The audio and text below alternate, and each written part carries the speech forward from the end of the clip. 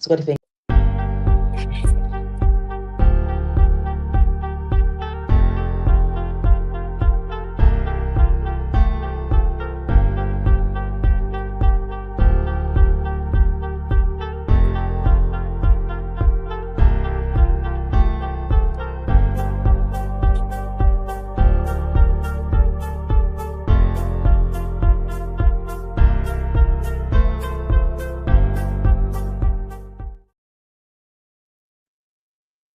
asalaamaaleykum waa TikTok yéen ak maa dégg asalaamaaleykum maa ngi leen lay nuyu ñëpp seen tur ak seen sant di leen jaar fu waaye mën a ne si àddina ñu ngi leen jaar tey nag ñu amal si beneen interview ak yéen yéen a ñoo seetaane si TikTok bi Facebook bi ak YouTube yéen a ñoo seetaane tamit ci beneen profile tamit ci Facebook bi muy Buhari Gassama Facebook page am bi tam yéen a ñoo seetaane foofu tey nañu am gan gu màgg docteur Ismaila Ceesay moom lañ am tey indil ko dalal ko fii waaye balaa maa sori nag ci waxtaan bi ma dal di dugal advert ba pare from advert bi nag ñu doog a dugal ci waxtaan bi man maa docteur Ismaila Ceesay kon ñu dugal advert. Diaspora profile ñu am suñ main sponsor di Global Properties nag nekk ci Gambia foofu lañ base dinañ leen bàyyil number yi ci suuf su ko defee ngeen daal di leen call nag fi nga toog ci Europe mun nga faa toog fi nga toog ci Amérique ak foo mun a toog ci àddina mun nga faa toog call Global Properties ñoom ñu lijjantal la kër gi nga xam ne yaa ngi ko bëgga boo leen callee rek di ngeen am more information comme niñ ko waxee rek Diaspora profile ñu ngi ànd ak suñ main sponsor di Global Properties.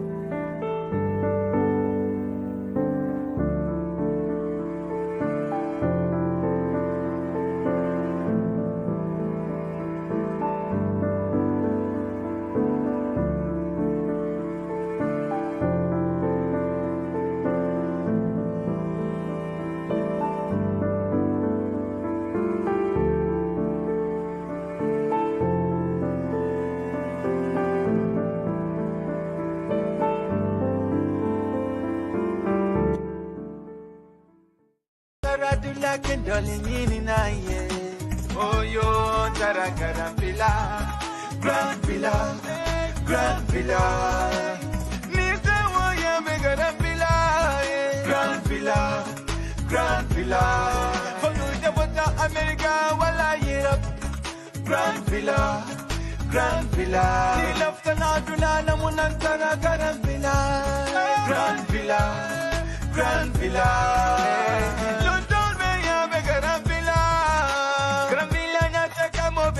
Wandi kaluta meeti yakunde anima mono njendel tiji yakunde Grand Villa seda se wandi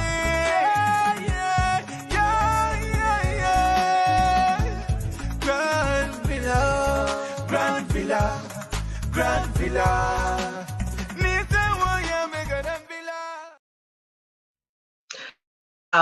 jërëjëf duñ fàtte nag Nene Jallow Tanji moom tamit bokk na ki nga xam ci ñi nga xam ne dañ bokk si suñu liggéey bi bu baax a baax buñ commencé Diaspora profile ba léegi Nene Jallow Tanji mu ci jàpp bu baax a baax fàtte wuñ tamit Annour Services GP lañ ñu ngi Norway ñoom tamit Baye Adama Danso ñoom tamit jàpp nañ ci suñu liggéey bi bu baax a baax nekk fële ci Norway di yóbbu bagage from Norway to Gambia from Gambia to Norway Fay Biram market Fay Biram Penamagan tamit moom tamit mu ngi def lim mun moom tam jàpp na si liggéey bi nekk si America Minas Trading ñoom tamit jàpp nañ ci liggéey bi bu baax a baax ñoom nag di ngeen leen am ci America dinaa try ma dugal number si fi mu nekk yëpp si moo xala jaxasoo tuuti maa ngi leen nuyu tey nag comme ni ma leen ko waxee woon dama leen diggoole dinaa leen indil nag docteur Ismaila Ceesay mu nekk broda bu baax ci man nekk ministre tamit ci Gambia dama ko bàyyi moom mu wax title am bi ak yëpp su ko defee nañu daal di dugal ci waxtaan Diaspora profile comme ni ñu ko defee saa su nekk rek dañoo profile nit ki fu mu commencé ba léegi fi mu toll loolu la ñoo def tey so dina nekk an interesting 1 hour or 1.5 hour or 2 hours tey ñu ñoo docteur Ismaila Ceesay jërëjëf ñu waa TikTok nuyu naa leen bu baax ñoom Mami Dramé yëpp maa ngi leen a ñuyu kon suma guest bi nag may daal di ko invite soo ma mënee indil suma guest bi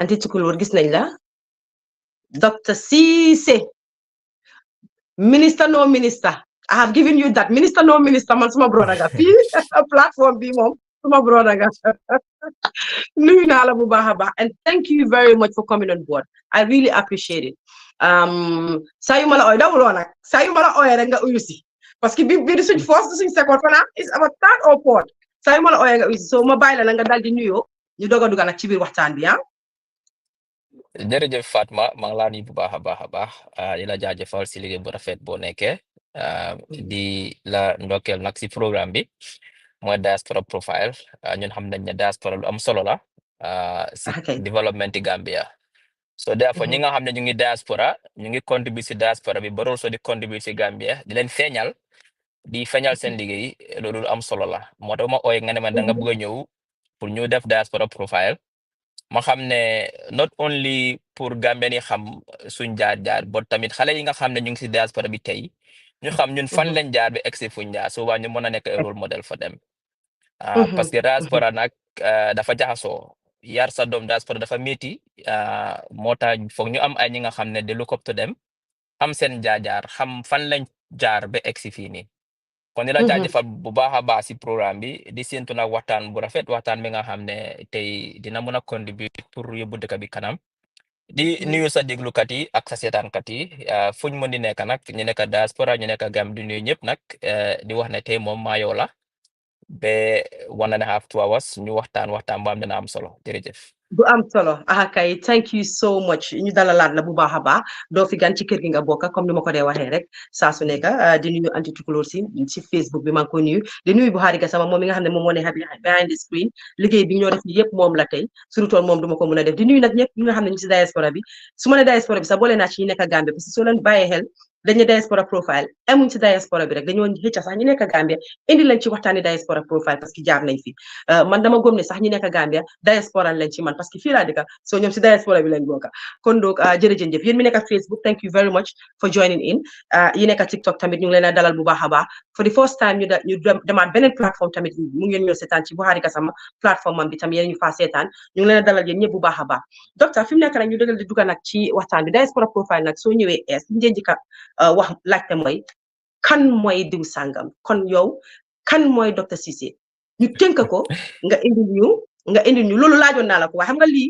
lu ees la parce que léegi dañ bokk ak TikTok te TikTok soo fa ñëwee beneen audience lañ fa am soo foog ñu mosal leen ci liñ mosaloon many years ago kan mooy docteur Ismaila Ceesay fan la juddoo fan la demee school foofu la ñuy commencé fa daal di dugg ci waxtaan bi nag.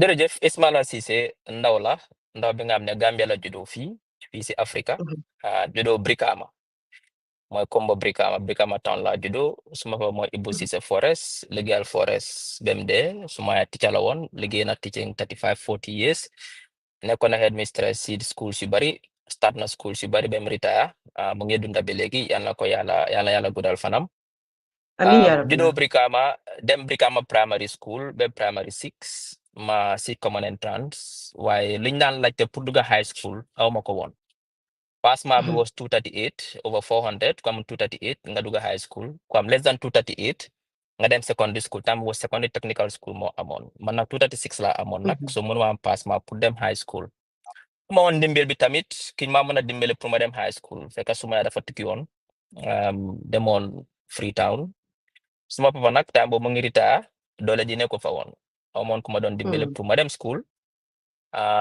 so noonu laa toogee 1 year dewuma school because dama ne man duma dem senior secondary technical school so 1 year maa ngi toog kër defuma dara su ma jógee Freetown mu ñëw gis suma 1 year maa ngi toog defuma dara so fekk suma morom yi dem nañ si ñi dem nañ St. Augustine ñi Muslim ñi St. Peters form 1 man maa ngi toog kër su ma jógee Freetown mu ñëw mu fekk maa ngi toog defuma dara mu xam ne fu mu nekk ni su ma waree dem school dama repeat so mais su ma dañ maa raw noonu la ma paage mu yóbbu ma Freetown pour ma dem jàngi foofu noonu maa ngi doon ne Friday la woon sax time boobu benn flight British Caledonian mu ngi amoon ma dem Freetown mu yóbbu ma si boarding school boarding school bi nag was very tough mu génnee ma fa yow ma suma benn oncle foofu laa dëkkoon was very difficult ma daan foot ma daan passé ma daan tooga dem dugi tooga ma daan bale ma daan roti ndox ma daan Wow. ras moto ma daan taal generator ma daan nekk def household work bi in addition ma daan dem school tamit at the same time te loolu Wow. laa dundee ba jeexal high school form 5 primary 5 form 5 in 1995 moo ko jeexalee nag In Sierra Leone.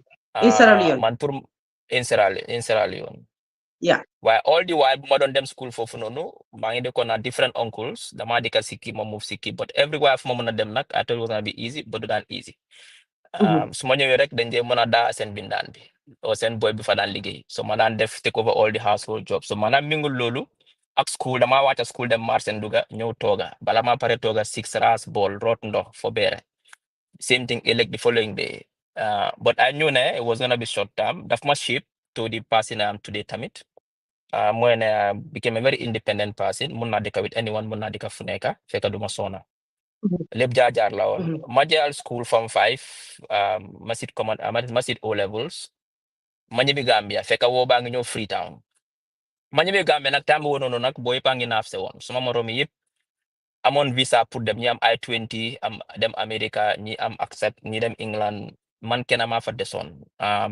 maa doon ut na America I-20 ñu reject ma ut na British am nga angale British visa ñu reject ma ut na Germany ñu reject ma am nga ñu ngi naaf se woon léegi yoon ñëw pour dem Sweden suma sister mu ngi dëkkoon Sweden ma dem Sweden nag 96 ma demee Sweden dëkka Sweden ma ut kayit comme nu ko ñëpp di defee rek soo demee Sweden nga xam ne ñu leen rek moo la fa mën a soog si mooy nga ut kayit ko soo dee amutee kayit doo mën a dem SFI di nga jàngal laaka bi wala doo mën a jàng wala nga liggéey ma ut kayit nag it took me 3-4 years balaa ma am kayit ma dem SFI ma jàng ba pare am suma SFI certificate ma commencé liggéey different liggéey laa fa def nag liggéey naa cleaning Goudombi Electrolux bu nekk si town bi ñun ñoo fa doon waaye clean tegal foofu sa baaraam ñu delluwaat tuuti si sa schooling bi nga jeexale sa school waaye ba tey ma bëgg a xam rek Ismaila Ceesay naka la meloon time school ku dëgëroon bopp la ndax ku dëgërutoon bopp la ak lan moo taxoon ak lan moo taxoon amuloo woon pass mark bi was it because da nga bañoon jànga ndax yaa ngi doon di jànga yëpp see demee nu fa demee woon rek foofu du ka fa tuuti ba pare ñu daal di ñëwaat. So primary school dëgëroon naa bopp I wasn't paying attention I was in fact suma benn primary 3 teacher Mr. Riley moom mus naa suma bu ne sa doom bi dafa smart waaye dafa playful I was very playful in primary school jëluma suma work very seriously xam naa ne ñi nga xam ne ñu ma rawoon suma serious on tuuti rek duñu ma doon raw because ñun ñëpp xam nañ suñ boppa but I was very playful in primary school man football rek laa bëggoon in fact daara sax moo tax si alxuraan bi sax ayuma si noonu because time boobu noonu suñ ñu dugalee daara man ñaari choice laa amoon dem daara oustaz Durma fekk oustaz Diop moo ñu daan jàngal Brikama Drima Kolong o ma dem play football sumay Durma so man I prefer to go play football sumay Durma dan ma dem daara so I wasn't very serious man football rek ma woon suma mbir football rek laa gon football rek la ñoroon football rek ma ñoroon so I was very playful duma daan study I was very playful moo tax ma am 236 moo tax ma pass mark because I was very playful I wasn't very stubborn duma daan def few stubborn but I was playful but in Freetown now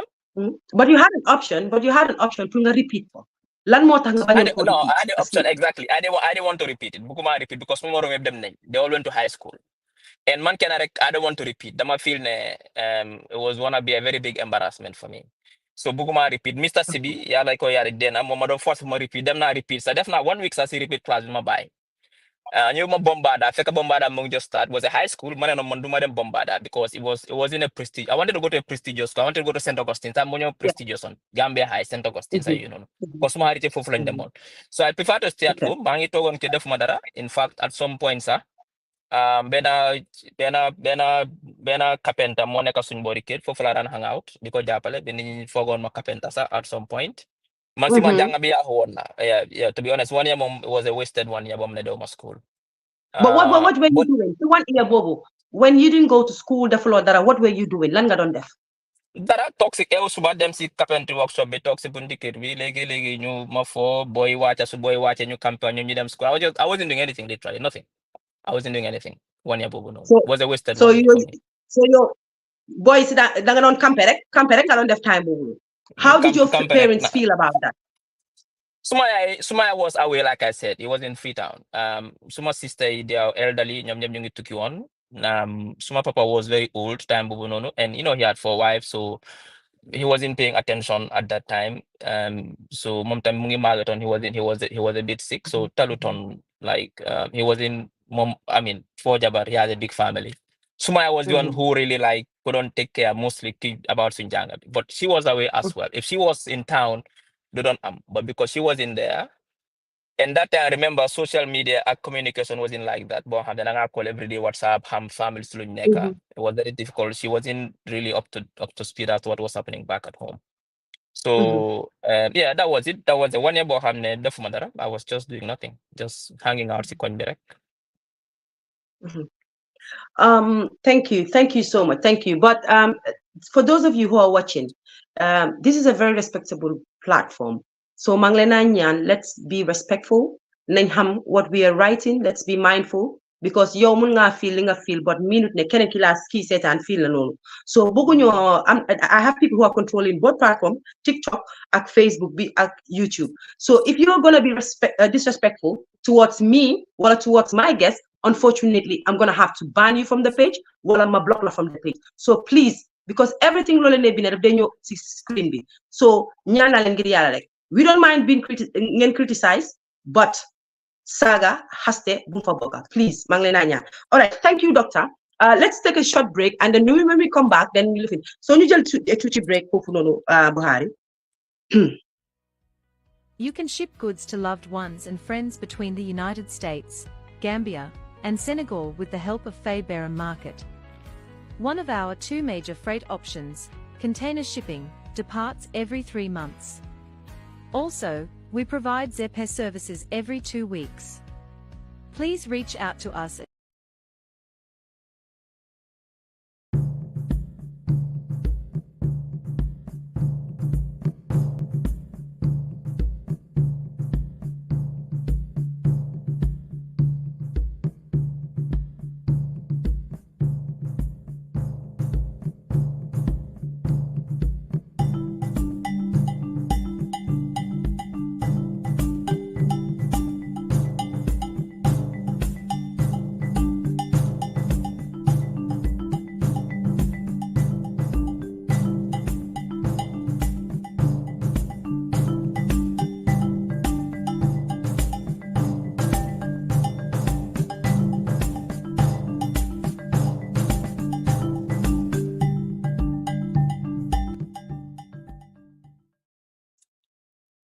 Thank you for that. I really appreciate that.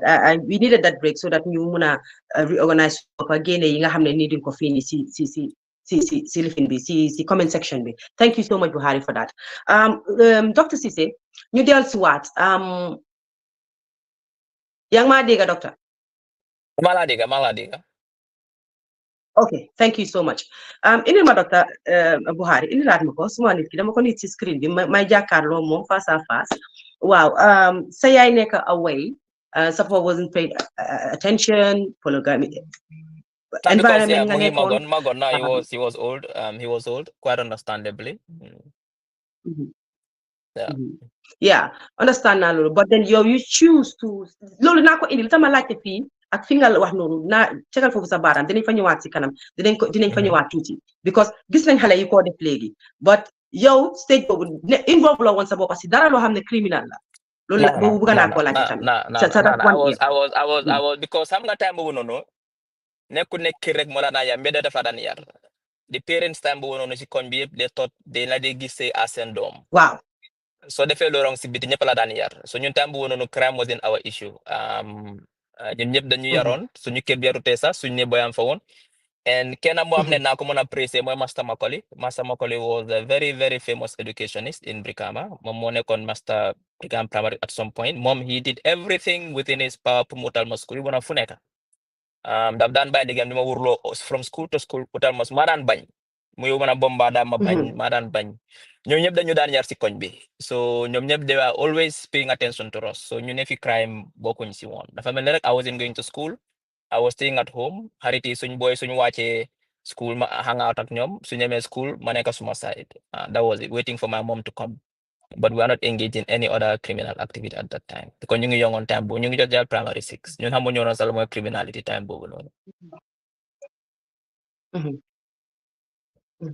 yaa ngi freeze doctor. yaa ngi doon di freeze so xaw ma nag si li nga nekkoon waaye léegi dafa mel ni ñëwaat na waaye yaa ngi maa dégg yow tamit.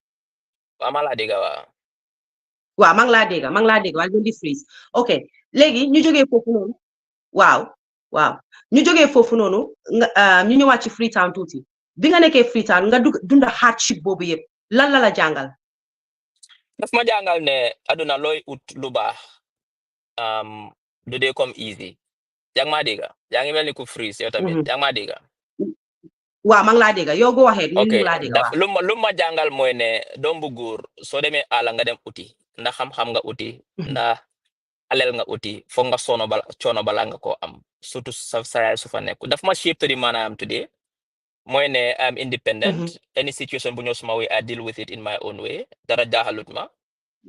And because face naa ci when I was very young imagine daal nga nekk lu young yaa ngi form 1 yaay foot yaay passé yaay téye puus roti ndox si up the hill because ndox amutoon yaay eew suba raxas moto yi yaay taal generator yaay fej generator yaay foot yaay passé yaay nduga yaay tooga so yaay fobeere yaay def everything basically in a house boo xam ne everybody was living there sa uncle si am fa woon so then nga war a dem school taxi and nga war a serious school bi nga war a study and I was performing because when I in Freetown I was very serious maa daan jël first suma class so it taught me how to live with everyone, how to be independent, and also how to deal with difficult situations.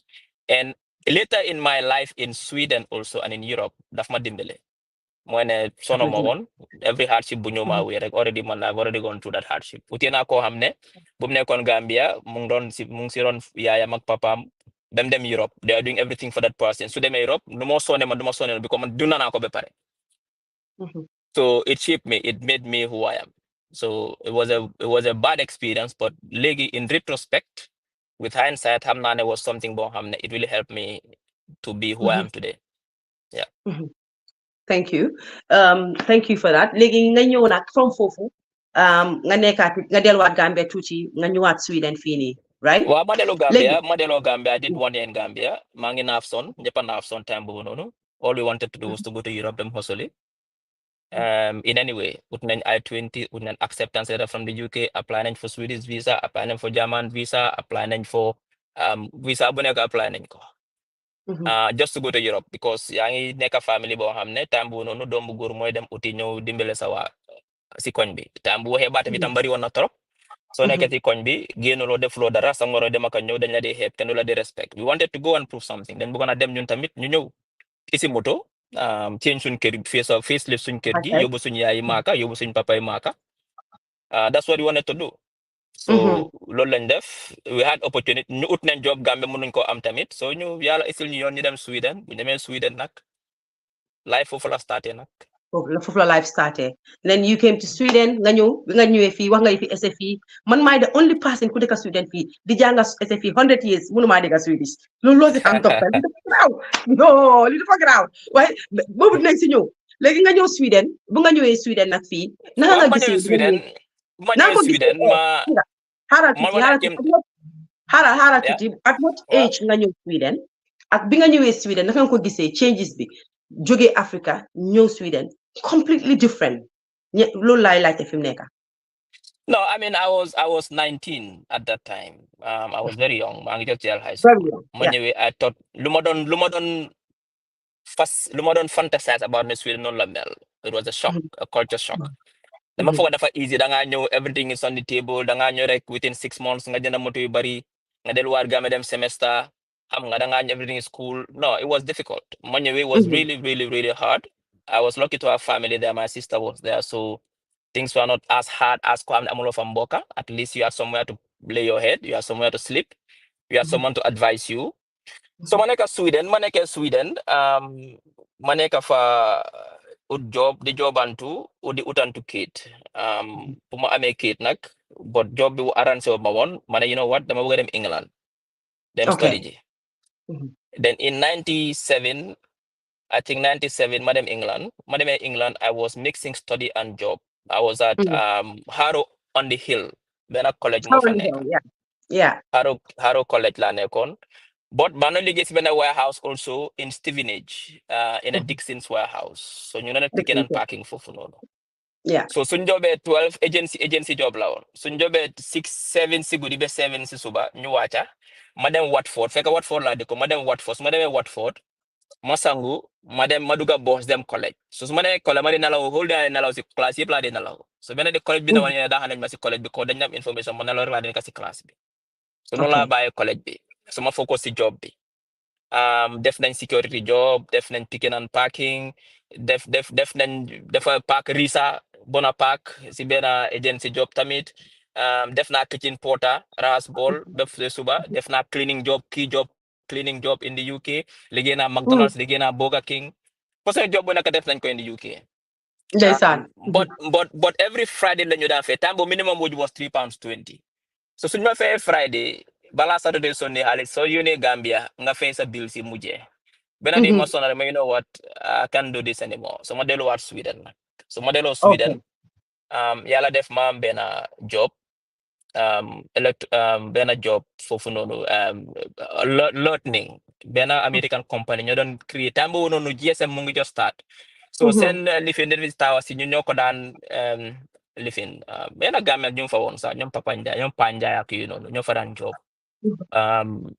So ñu job ma pare si job bi then ma start security job ma apply for Svensk bevakningstjänst then ma am suma fekk ma nga suma driver's license so ma apply ñoom tam ñu jël ma no Falk laa njëkkoon a jobal Falk. Job bi was send van daan jëli foreign currency from the airport guddi 2 a.m.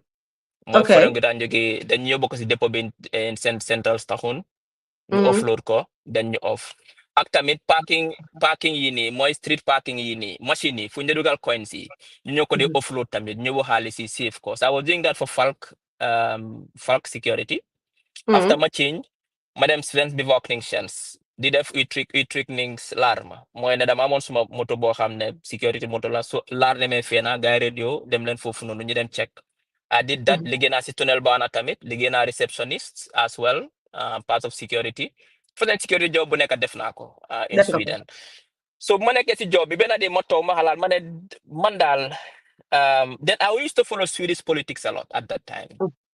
Dama yoraan passion moo nekkoon prime minister bi nga ñoom Anna Lindh mooy foreign affairs minister buñ kiloon in ENCO. So my follow Swedish politics, I got fascinated with Swedish politics. I also want to be like these people. Ñu nekk seen dëkk di wax about naka la seen dëkk bi di movie. I want to be like bëgguma fee nekk di job like anybody else. I want to go back home one day. Man tam ma bokk si politics bi di wax si politique suma dëkk. Ni ñi ràññee ma. I want that. So ma ne lan laa mën a def for that. Ma ne foog ma jànga. So si laa ne okay, xaaral ma apply to go to Stockholm University. Wow. So si laa apply Stockholm University political science. Guy reject ma. You know, because suma Sierra Leone certificate bi is not acceptable in a Swedish university. Ma ne so la laa war ñu ne ida nga dem convox nga def for 3 years or nga dem folkhögskola nga def for 4 years. So I'm a folkhögskola certificate at least ñoom dañ leen am a quota boo xam ñu jógee folkhögskola or convox they can enter Swedish universities. Man no, duma def loolu waaye. Another 3 years man awma time boobu noonu. So si laa ne you know what, I'm not gonna do this. So ma dem kër. Mama something was just pushing me. Go and do it. Manara ma dem ma try. So that was another folkhögskola bu nekkoon suma boori kër. Boori Fruengen. Ma dem foofu noonu gars yi ne ma ne okay 3 years la. Foo baa ngi ni fil ko. Ma study fall film bi rek ma ne gars you know what, I'm not interested in this. So ma jël foo mi def ko suma bag ma ñibbi. The following day something was still pushing me in the dog is defal lii. So ma fil form bi ma dem gars yi jël ma. So first day ma start school, first year, ñu ne ma ne no yow da nga mel ni da nga raw ñu fi nekk si classe bi. So dañ la promote to the second year straight. So gars promote ma. Wow, so gars promote ma. Okay. Ma suma benn xarit Dembo Singate mu ngi Sweden ñoo fa nekk ñoo bokkoon classe. Ma gars promote I did very well. So bu second year bi jeexee léegi dara des so ludul ma dem suma final year. So final year bi ñoom seen grading system is 1 to 4. 1 is fail. 2 is average, 3 is very good, and 4 is outstanding. So I'm 4, di nga dugg university straight. I needed 4 to enter university. Yeah. So the distraction in Stockholm that time was Stockholm, you were young boy, club la on, you know, nekasi clubby, play football, dan teda, hang out, tea central, hang out, clubby. I don't need that distraction because boy, but you unless someone knows I was going to school. So when I moved to Eskilstuna, it's quiet. It wasn't difficult to get a house that time. At least I can focus on my education. So Eskilstuna had a full cock school as well. So when I have a direct transfer to Eskilstuna full cock school, I moved to Eskilstuna. So that 1 year, man, I Eskilstuna, I focus, I sit exam, I'm 4 over, I'm the highest mark in my class. In fact, in the whole school, you sit at that year. So then I apply 3 universities. I'm also apply Stockholm, and then they were the preferences. So I apply, Uppsala was my first preference, Stockholm University my second, and then Södertörns högskola was my third preference. So I apply Uppsala Gilma, Stockholm Gilma, Södertörn Gilma. But Södertörn was a new university, the Madam Södertörn Folkhögskola. I there for 1 year. I there for 1 year, then I moved to Stockholm's University, Political Science in English. So but at the same time, I get a job as a security. So if I start oil in Elta, you farm on Sembena depot, start oil. So security, you mamaran guard for no goodie. So I work whole night, start oil, security, then suba, my finance in Bundobi, then madam class Stockholm's University. That's what I was doing back and forth. I'm the ligay, the study. Ligay study. Be 2006. I was supposed to do my Be Uppsats. Be Uppsats more is a bachelor's degree in political science in Stockholm. Yeah. But because I was working, I was making money to it. I wasn't focusing more on the education. So man, you know what? I'm a buy because I'll do it next year. But something was just still pushing me. Defco Defco. Still I had a major leave of absence from work. 1 month. My focus in library. There's my Be Uppsats. My submit my pass. My degree in political science at Stockholm University. So I mean, money is not enough. I'm not degree. Gisoon na ñu bari ñu dekk Stockholm ñu am master's degree ba léegi they are bus drivers and job yoo xam ne it doesn't align with them same qualification. I didn't want to end up like that. I wanted to be somewhere in the future. Bëgguma just am degree ma toog Stockholm di liggéey boo xam ne amul njëriñ. So si laa ne xaaral ma dem UK because all the time it was at the back of my mind I want to go home back to Gambia to continue to be part of. Well, you went back to UK because them on So I apply. Yeah. So I apply Kiel University. Kiel University is a university between Manchester and Birmingham. International Relations law for apply. Masters. MSc. So I apply Kiel University, Guy Gilma. I was just waiting to start in September. Then I was doing my security job during the summer. Ben ade ma wacha fekk ma ngi ko nurse body. Ma wacha ma dem si centrum bi duga si library bi ma gis ben book on African politics. I read that summer, my name change. You know what? I don't want to do IR anymore. I'm going to have African politics because this is. I'm going to understand African development. Look at Africa building development. The book was about that. So, Sila check. There are 2 schools they offer African studies. 2 prestigious ones. Most SOAS, School of Oriental and African Studies in London.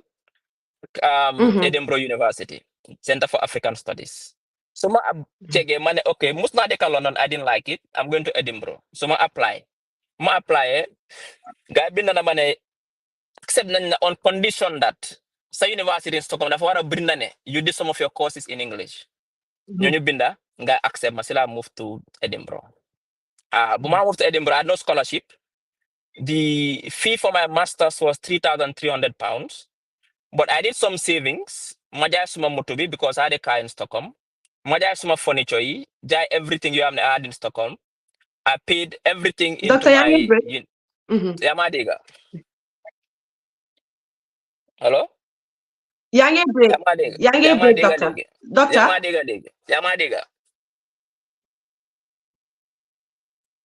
Yamadiga. Doctor, yange break. Doctor. Yamadiga legi. Doctor Cisse. Nakam yamadiga legi. Did it. Yange break. It is terrible. We cannot hear you properly. Yange break.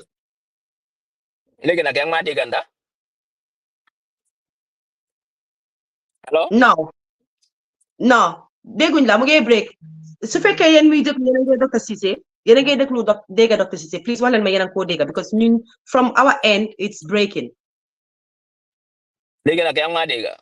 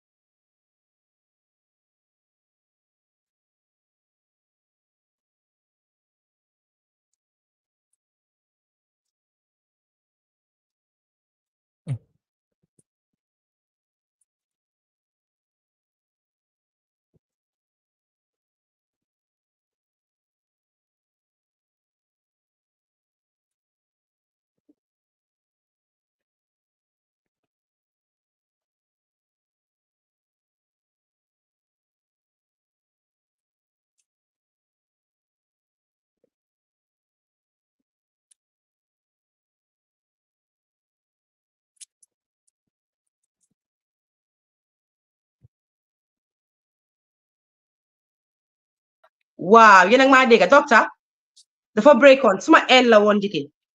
Can you hear me? Waaw maa ngi laa dégg si suma end. Waaw ci fii la woon waaw. Okay, léegi yaa maa dégg Wow. So so buñ ma jëlee Edinburgh University, I had no scholarship. It was without a scholarship. My water fell suma bopp, and the fees was £3,300 for 1 year. Plus housing, rent, plus leka, plus bus pass, plus other stuff.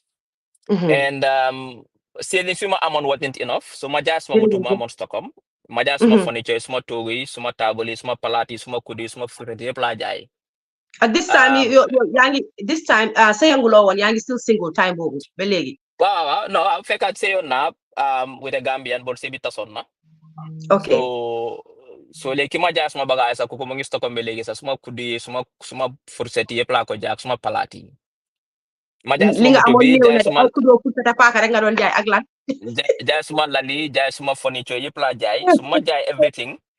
Man dajale ko ak lima am suma savings, suma account bi. Ma fay university bi Edinburgh, ma fay rent for 3 months, then halis bi jeex. Then ma jënd ticket, then ma move to Edinburgh. Bena tuba, mena meri tuba, ma renton bena nigam bunda fofu nono. Ndeysaan. In Edinburgh. So then, because I'm on halis to pay for bus pass was £50, the madan like 1 hour go to uni, 1 hour back. In most cases, the madan am luma chop. So at least you're trying, at least you're trying, 1 hour nga don dem, 1 hour nga don ñu. Dama roubé ni rek président bi da xam nga ñaata hour So dama lando 1 hour to the university, 1 hour back. Legally maleka ponce, legally maleka oats. But I knew that it was 1 year master's law. I knew what I was going to. And nothing was gonna stop me. See hustle bobola neka, hustle. Be am suma masters. Mame suma masters nak. I had 2 choices to go back, 3 choices to go back to Sweden or to stay in the UK with job or manyo Gambia. Then Jamie money kon in power. Mane okay, man luta majanga is to go back to Gambia and contribute because dama xamone anybody ku ñew ala dem uti da nga uti alal wala xam-xam lo si am fo nga delu sa dika uta xam-xam am na tuuti masters la won te du lu reuy mané way fu mo mëna amé njëriñ moy Gambia parce que ñi am masters dika Sweden ak UK bari na bari bo xamné du ma ben impact fofu noonu so sila dama ñimi Gambia but buguma légal nguru ya jame but then university was on man ma dem liggéey ci university bi liggéey ak ndaw yi. So sila apply Gambia University pour ñu jël ma as a lecturer in political science. So gars jël ma ñëw start 2009 la ñibsi December, January 2010 ma start teach at the university. It was a very small department of political science. Ñun ñata rek fa nekkon man Dr. Tal ak Frère Ozo ben Nigerian. It wasn't big. Ñu liggéey ñefe fofu nono. It was very tough. My salary was $10,000. Imagine nga buy sa job security ñu ngi la fay ay thousands of crowns. Am sa moto, am sa lip, am sa apartment. Nga ñëw downgrade ñu ngi laa fay $10,000 léegi sax weer bi su dee suma essence daf dee jee dama daan paak suma moto bi Westfield maa jël gelegel pour dem Brikama dem ticci foofu noonu. It was tough but I knew ne this is what I wanted. Wait boobu yaa ngi jógee Europe fii bi nga fi jógee nga dem Gambia and then you were taking gelegele and yooyu noonu lu tax ma post la xaaral lu tax ma post la foofu mooy because at some point ci sa life yaa ngi wax ne danga doon di liggéey too much xaalis bi moo la gën a lool so where is the xaalis bi nga doon save ana mënu la woon a jëlal moto ndax lan what's going on here no I had a car mooy la ne su weer bi di dee suma salary was poor du daan mën a fuel suma moto dem Brikama every day for 1 month so léegi su weer bi di dee dama ko dee park Westfield ma jël gele dem Brikama because su ma bëggee dem Brikama ñëwaat du ma dee am enough fuel. So I did park on the Westfield. That is end of the month, but I'm the next salary. Okay. I had a car. I was So my teach university B. We had a Tambo. No, it was a very London teach guy. Was not about what's happening in the Gambia. Mama started no. Mama exposed guy to most of the literature you have that they expose human rights abuse in the Gambia, expose corruption, expose a lot of things that was under Yajam. Marco expose our students. ñoom Sine Mati Jaw ñoom ñi Masata ñoom Esa ñoom ñëpp today they are all lecturers at the University of the Gambia ñoom ñëpp they were my students so ma nekk foofu noonu expose students di organize seminars talk about Jammeh's human rights abuses I mean ñu ma doon woon VC mu ma doon woon nit ñaa ma doon woon student ma doon woon be careful I were coming to my class benn day benn NI moo ñëw suma class after class mu ne ma ne ñun NI leen but we like the way you teach so yaa ngi cool xam nga bul wax dara. I mean, we did everything we could. Create new programs, expand department, we create a master's program, new teach for no teach sacrifice. Then after 2012, man, you know what? Master's visa is not enough. I want more. Man, I'm a PhD. So I apply for a PhD at Edinburgh University. Gajilma, major leave of absence from Gambia University. Madam Edinburgh, wa did have my PhD, but my new back and forth. They teach them. But my suma masters. My suma PhD nak 2016. Sila ñipsi finally ñoo ñipsi Gambia ñoo continue di teach si university. Okay, thank you. Betay rek ma delluwaat si rek comment section bi please, like I said, am xam na ñoo xam ne ñu ngeen a ngay jot a dugg si léegi nii buguma ega fu nga xam ne damaa jël si suma page bi di block nit suma bloggee nit rek daf dee nekk out of respect for that person moo daan tax ma block waaye buguma block kenn because of disrespectful tey Dr. Ceesay nit la comme ñun ñëpp nit la comme ñun ñëpp moom moo nekk ci site bi tey du yéen so yéen lu ma leen a ñaan mooy ñu déglu ko moo gën ñu toog fii di saaga di haste because def da ngeen ko dee def ba nga xam ne guest bi si boppam sax mun na moo jékki-jékki ne you know what I don't have to be here I don't have to deal with this but for the respect bu ma guest bi amal xëy na loolu tax guest yi bari day stay waaye daloon na ma before nga xam ne guest yoo xam ne dañ dem amoon naa guest bu dem because of façon bu mel noonu te guest boo xam ne nit ñi dañ ko bëggoon trop pour mu ñëw mooy Sidi Ndiaye many years ago so mooy lu ma wax you can criticize him you can criticize me but do not insult bu leen ko saaga bu leen ma saaga nañ leen ko def in a very respectful way su ko defee ñu enjoy interview bi mu dem seen opinion la na li ngeen feel about him or about me waaye dama leen koo ñaan ngir yàlla ak yonent ba nañ leen control the comment section otherwise dañoo nekk di blog te suñu leen bloggee dinañ fi indi keneen koo xam ne xëj na kooku seen nit la bugga ngeen koo seetaan doo leen ko mën a seetaan so loolu rek laa leen naa ñaan please I'm begging you Buhari baalal ma rek dina egg stage bu nga xam ne you just have to block people buguma ko wala defee noonu but I think we really have to do it te buguma distraction bi tamit so dama leen a ñaan ngir yàlla because the more you guys are doing this dafa ma distract te bugg leen lu ma distract bugga nañ ñu interview ko ba mu jeex tak li ngeen bugg a xam ngeen xam ko waaye soo leen a def li di ma distract wala moom tamit ñu ko distract lu mu war a génne du ko génne so dama leen a ñaan te anti tukulóor si nit ñi ñu ngi ma seen message sax si suuf thank you very much si ni nga handle comment section bi ak si ni nga ma see jàppale Juka yo mom go to your not to corner. You know I will deal with you after. Yo hamga lolo yo Juka say ya mam lisa. Thank you so much anti Tukulo. Thank you Fatou Kamara. Mang len ay nuyu bu baax a baax. Nañ leen be civil rek with this. Please, we're getting somewhere. So doctor, nga nekk Gambia, nekk a lecturer. The lecture. Nga def changes yu bare ci sa time biir Gambia parce que yaa ngi am yoo xam ne yaa ngi ko waxtee ne yow yaa tax tey mu am Gambia ci lii especially time bi nga xam ne ñu ngi nekkoon ci time dictatorship time Yaya Jammeh mu nekkoon time bu tough very tough yow nga survive ko because yaa ngi indi loo xam ne te Jammeh dafa nekk koo xam ne soo indee loo xam ne mu ngi feel ne yaa ngi ko xala yaxal ci lim nekka dang dee xala ama moom problème so dama la bëggoon a laaj bi nga ñëwee di def yooyu noonu ndax amoon ngaa Jammeh benn problème No, man musuma am Jammeh ben problem. Jammeh knew I was existing. Hamna ne man don't teach university bi. Cause he had NIS everywhere. Jammeh had ES everywhere. He's not stupid. Hamna ne mangi expose halai. He knew I was organizing seminars. Then a seminar ma organizer. Dafa jeex rek aga arrest katrit Jammeh. Mama organized a seminar. It was African Liberation Day. I organized university bi.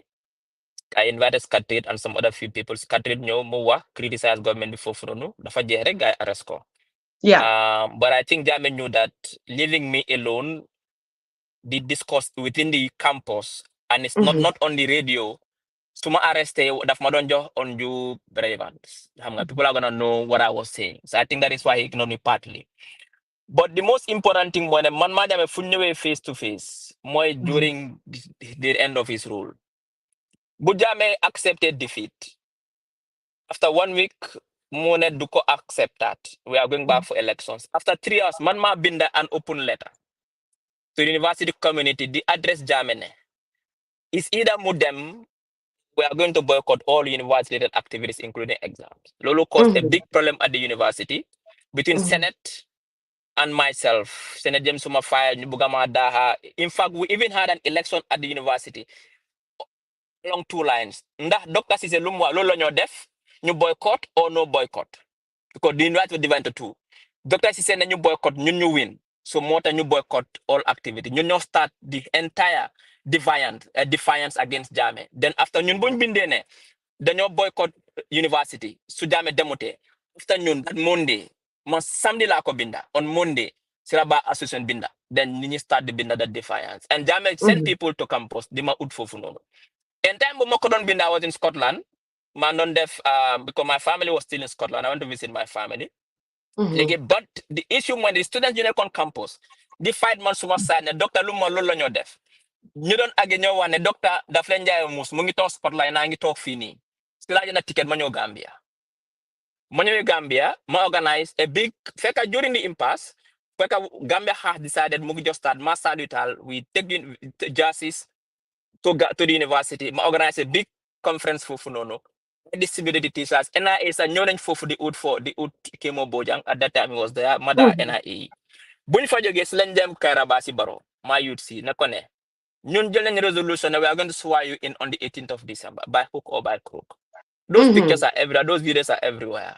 Ma jógee fa bolu yehe ma delluwaat back to Scotland ma doon dem sa si airport bi si plane bi la ma NIA stop ñu laaj ma suma passport fekka ñaari passport la amee fekka saa I was on the flight to go to Dakar so saa ne leen ne lu xew ñu ne saa ne yow égal rek we have no business with you ma génnee suma Swedish passport woon ko gaay dem communicate gaa ñoo dellu ñu ma nice flight so si laa dellu back to Scotland on the 16th of December day before lifin bi Jammeh time am di si laa ñëpp si waat Gambia dama dugal si rek gaa dugal curfew just to ensure that luma promise ne on the 16th dañoo swear Baro I was here to do it buguma jaawa dafa daw so we did all that we sacrificed all that pour lépp Gambia lañ ko defaloon so man that was the closest I came with Jammeh but ma Jammeh all the while ma doon fee nekk di teach I had no business with him amut any business with me duma dem programme am xanaa su dee convocation am si university mu ñëw ñu joxante loxo that's it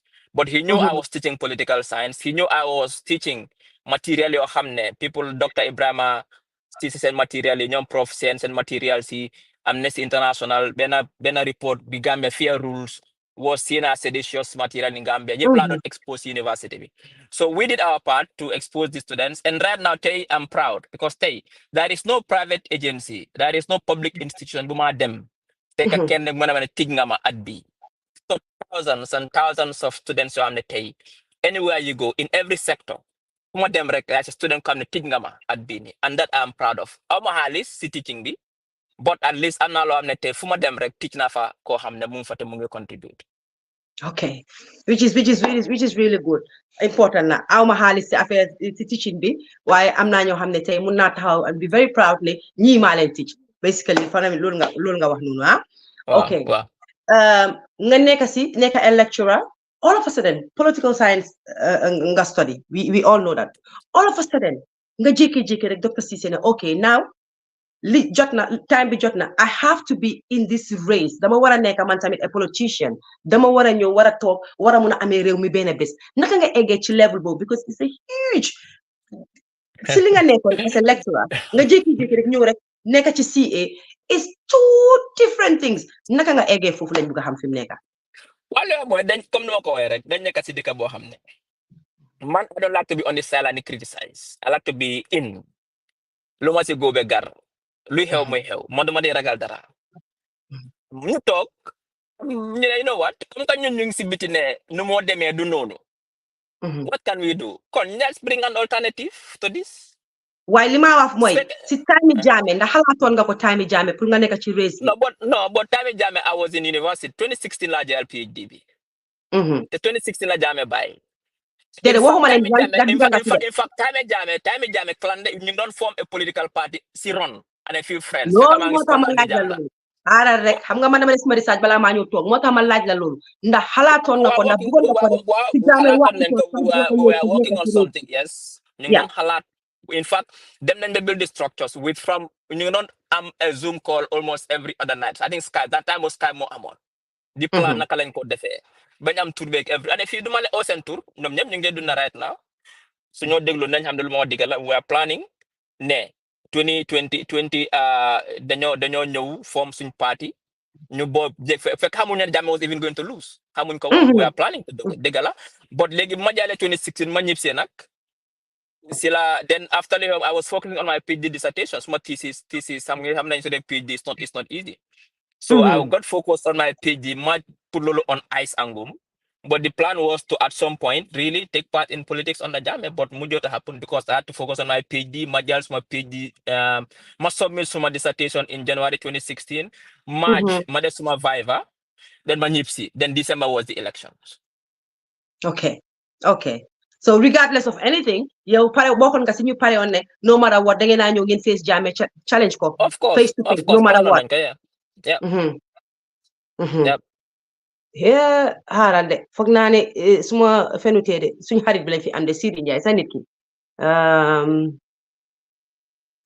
ok ma foogoon na moom la but anyways léegi jamono di dox Jammeh génn fa right bi Jammeh génne because dañoo fast forward time bi mu ñoo xoj léegi almost 1 hour bi Jammeh génne foofu noonu ñu am suñ président bi tey mooy président Barrow moom mu jël over waaye xam nga ne balaa mu doon jël over of course coalition bi lañ amoon ak yeneen ak yeneen yooyu bëgguma cee dugaat because laajoon naa la ko before so duñ dugaat ci yooyu nañ fast forward rek dem ci kanam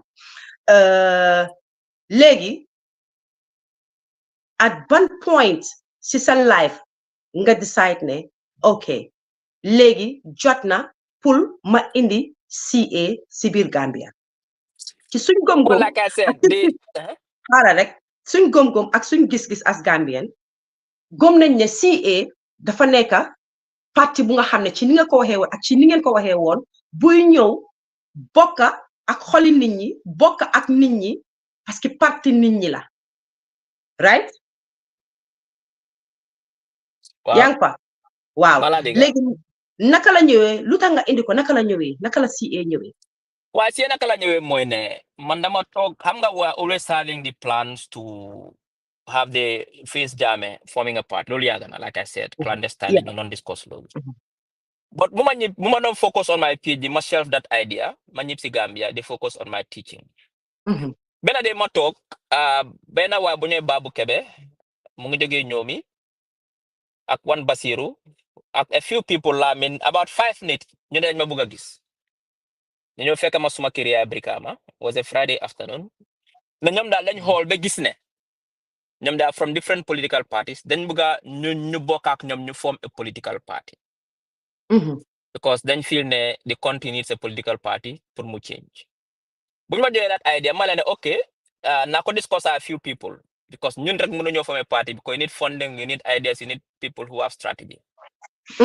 then bu ñu ma joxee idea bi it rang a bell ne ok maybe luñ doon plan xëy na jot na ma approach a few people ñi nga xam ne because we understood ne for a political party it's not enough to get grassroots da nga nit ñoo xam ne tamit they are also strategically aligned ñoo nañ understand sa vision ma approach a few people bëgguma wax ay tour nag but ñoom xam naa ñu ngi maa déglu jox leen idea bi gars agree ne ok that's fine let's form a party man lu ma la from the onset was very clear bëgguma form party boo xam ne man maa ko moom ñu ne parti doctor la I want something which is democratic moo tax suñ ko form dañ ko register ñu dem congress choose a leader te noonu lañ ko defee we all agreed ñu form a party ici suñ 10-point plan ici suñ manifesto ñu ne want to bring an alternative to what is existing right now because ñu dañ feel at that time ne we have a better alternative because politics is about is a market of ideas kii dafa ñëw mu ne man lii laa leen a jaay kii mu ne man lii laa leen a jaay kii laa leen a jaay ñun we thought what was in the market at that time ñun feeluñ woon ne at that time ne mun naa génne dëkk bi ñun want to bring something loo xam ne it's an alternative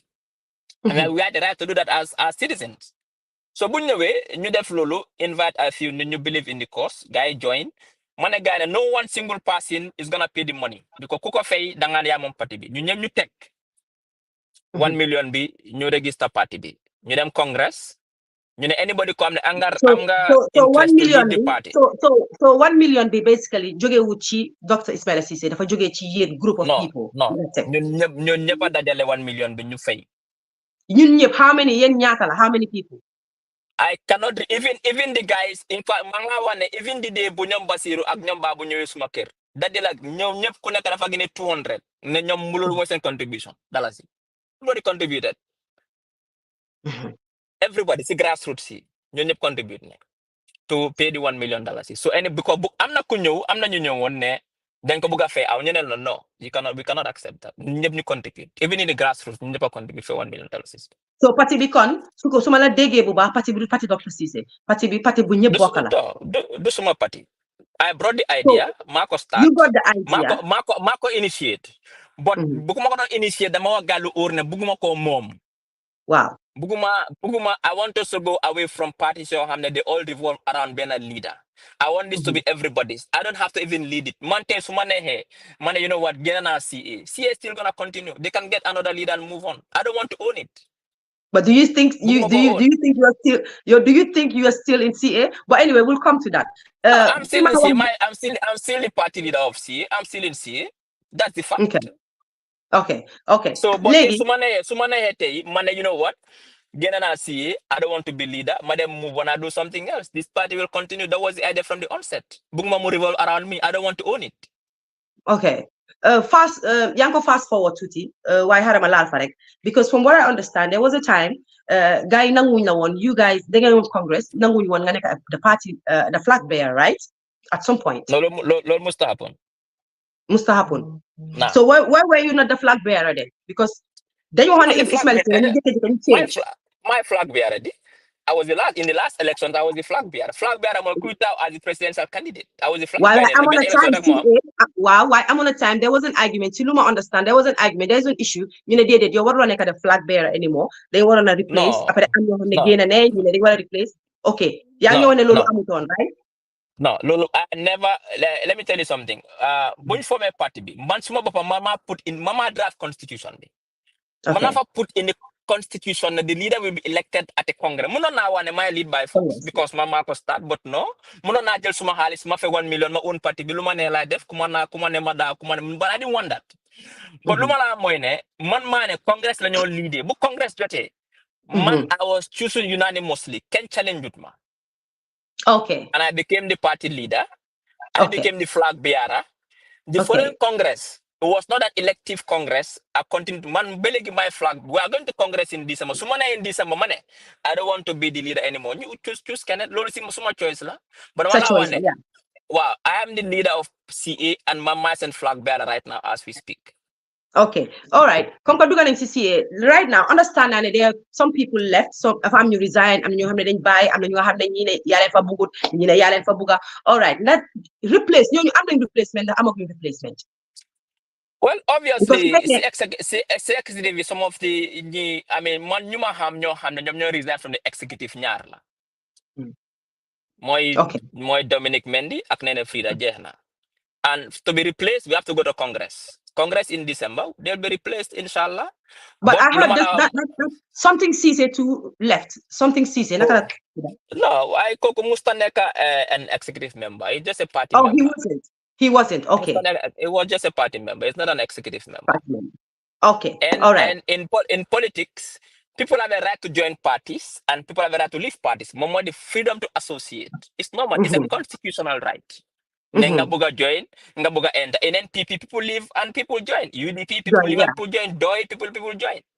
The conservative parties, the social democrats, people join. It's normal in politics. No, it's nothing. It's normal, absolutely normal in politics that people join parties and people leave political parties. It's normal. Okay. Okay, let's take a little break and then you know what? Break.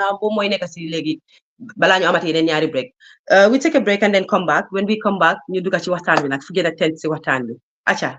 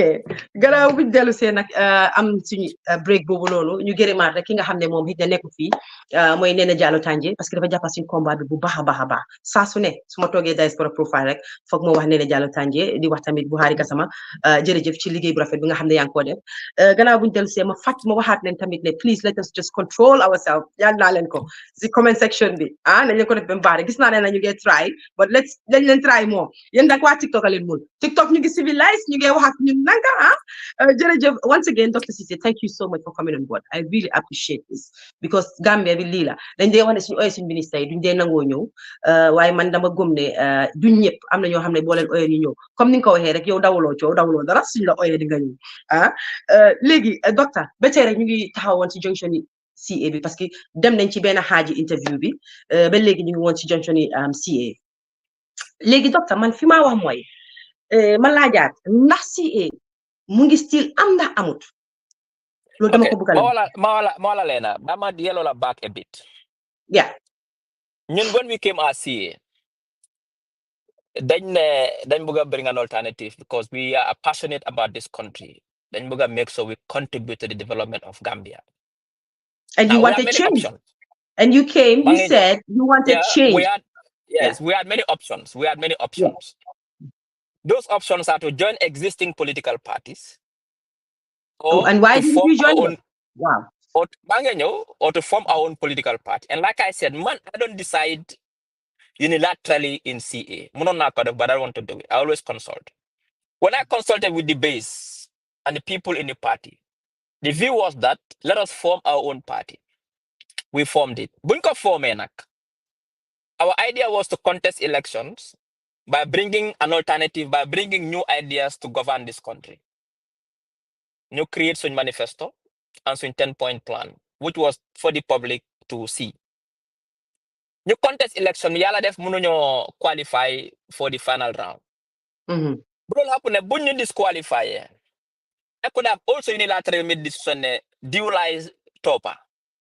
But no, a meeting of all the regional structures and our executive structure ñu talk ñu ne léegi li mooy situation bi suñ debet mooy pour ñu taxaw waaye mënuñoo taxaw lan la ñoo def ñi ne an leen support UDP ñi ne an leen endorse NPP ñi ne doy ñi ne Kande ñi ne SAFA. But you went to see Halifa Sallah. Ma explain la lu xew. Okay. In that period, a lot of people approached me, NPP, UDP, SFR, they all approached me. UDP approached you. No, wait a minute. UDP didn't approach. And SFR, Montamu approached la, right? Well, of course. Not mom directly, but you need someone to meet me. Look, as a party, we don't make that. Party we decide we are not going to endorse anyone because to endorse anyone as a party, right? That don't cause because I'm not the one so to keep the party intact. The party agree we don't endorse anybody, but not support kulane. But as a party, we will not take an official position like kila endorse. But as an individual citizen, kulane na support. Lola party biwa.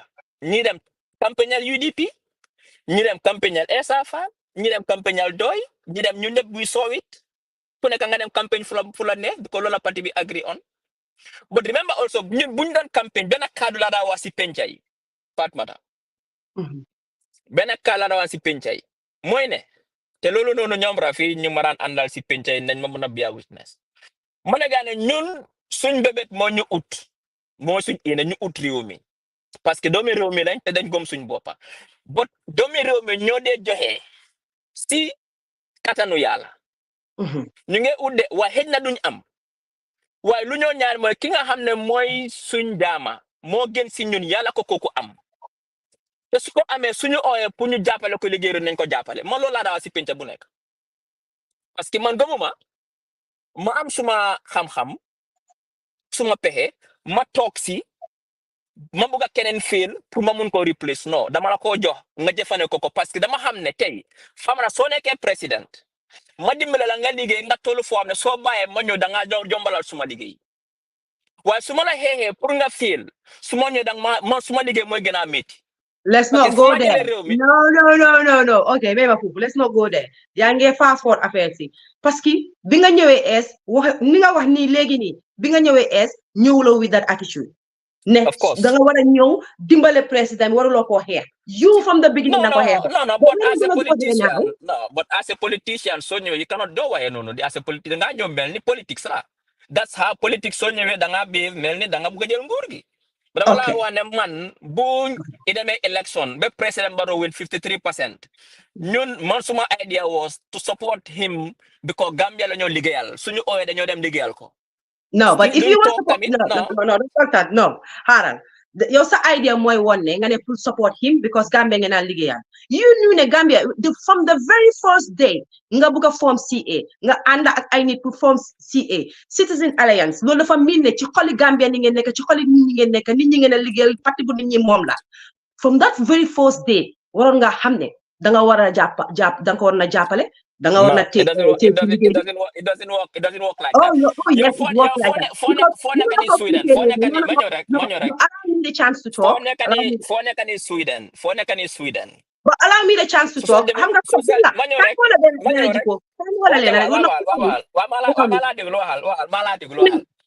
Previously, I'm in 3 interviews and they always heated. But don't say this time, because you know what? It's all right. I'm listening. Parce que dama bëgg man tam sumay wax dang may déglu. So may ma ci tuuti rek parce que su nga wax rek la tontu. Okay. Fi ma la tontu fofu moy ñun as Gambians suñ interest la pour bépp politician mu xalaat Gambia force na jël Gambia pour ko force te ci li nga wax léegi ne yow Gambia da nga xalaat ne kuy war a toog téeréew mi wala ku bëgg a téeréew mi da nga war a xalaat Gambia xalaat ka fa nekk nga jàppale ko dimbale ko yaa indi foofu laa tontu yow xamoon nga loolu depuis bi nga ñëwee ne dama bëgg ñu form CA waroon nga xam loolu from the get go right léegi loolu laa laaj ni lu tax from the beginning xalaateewuloo noonu jëfeewuloo woon noonu waxeewuloo woon noonu defeewuloo woon noonu because I clearly remember you are one of those politicians, one of them who stood there and said the president is incompetent, the president is not intelligent. I'm not word boy use, I don't want to use it here. Yow sa boppa musuma yang ma accuse léegi. Musuma use the word incompetent. Wow. Musuma use the word lack of intelligence. So I mean any tip. Okay. Any record buko muna player mako. Ne man he's incompetent and also not intelligent. One mako. Yo am clue. How long the president am clue like am? He's clueless. No. Man, I remember that interview. I never said the president is clueless. Okay. Them then is interview we see pandering and play pande momane. No, I'm not even going by someone. I know what I said. It's incompetent. If you said someone is clueless, I never said Barrow was clueless. I never said that. Okay. I never man like nakanga gise nguru bi in Banjul. Managana, the way they've started, it seems that they are clueless. They don't know what they are doing. I was referring to the entire coalition at that time. In terms of their actions, or judging them by the things they were doing. Not Musuma political life. Musuma attack anybody personally. Never. You cannot bring me any team. Saga. I don't want to go deep on that, but you have attacked the president before. But anyway, we'll continue. Let's fast forward. Legi jakali finjal wahe acha wahal ñewal. Luma mo ne so legi buñ mité ñu ne na ku nekk dem naka turati sa ku nekk dem support for support. Wa. Ñi dem campagnal SAFA, ñi campagnal UDP, ñi campagnal ñi. Buñ paré ñu tawa ay candidate for National Assembly. We didn't have any seats. You talk again as a party, our regional structures, chairman, chairwoman, executive. What is the way forward for CA? You decide, let's go into an alliance. The critical question was with who? Nobody, UDP, NPP. We voted the majority in NPP. We approached NPP for an alliance. No like for an alliance, and alliances are normal anywhere in the world. Take for Sweden, the Swedish Democrat an alliance.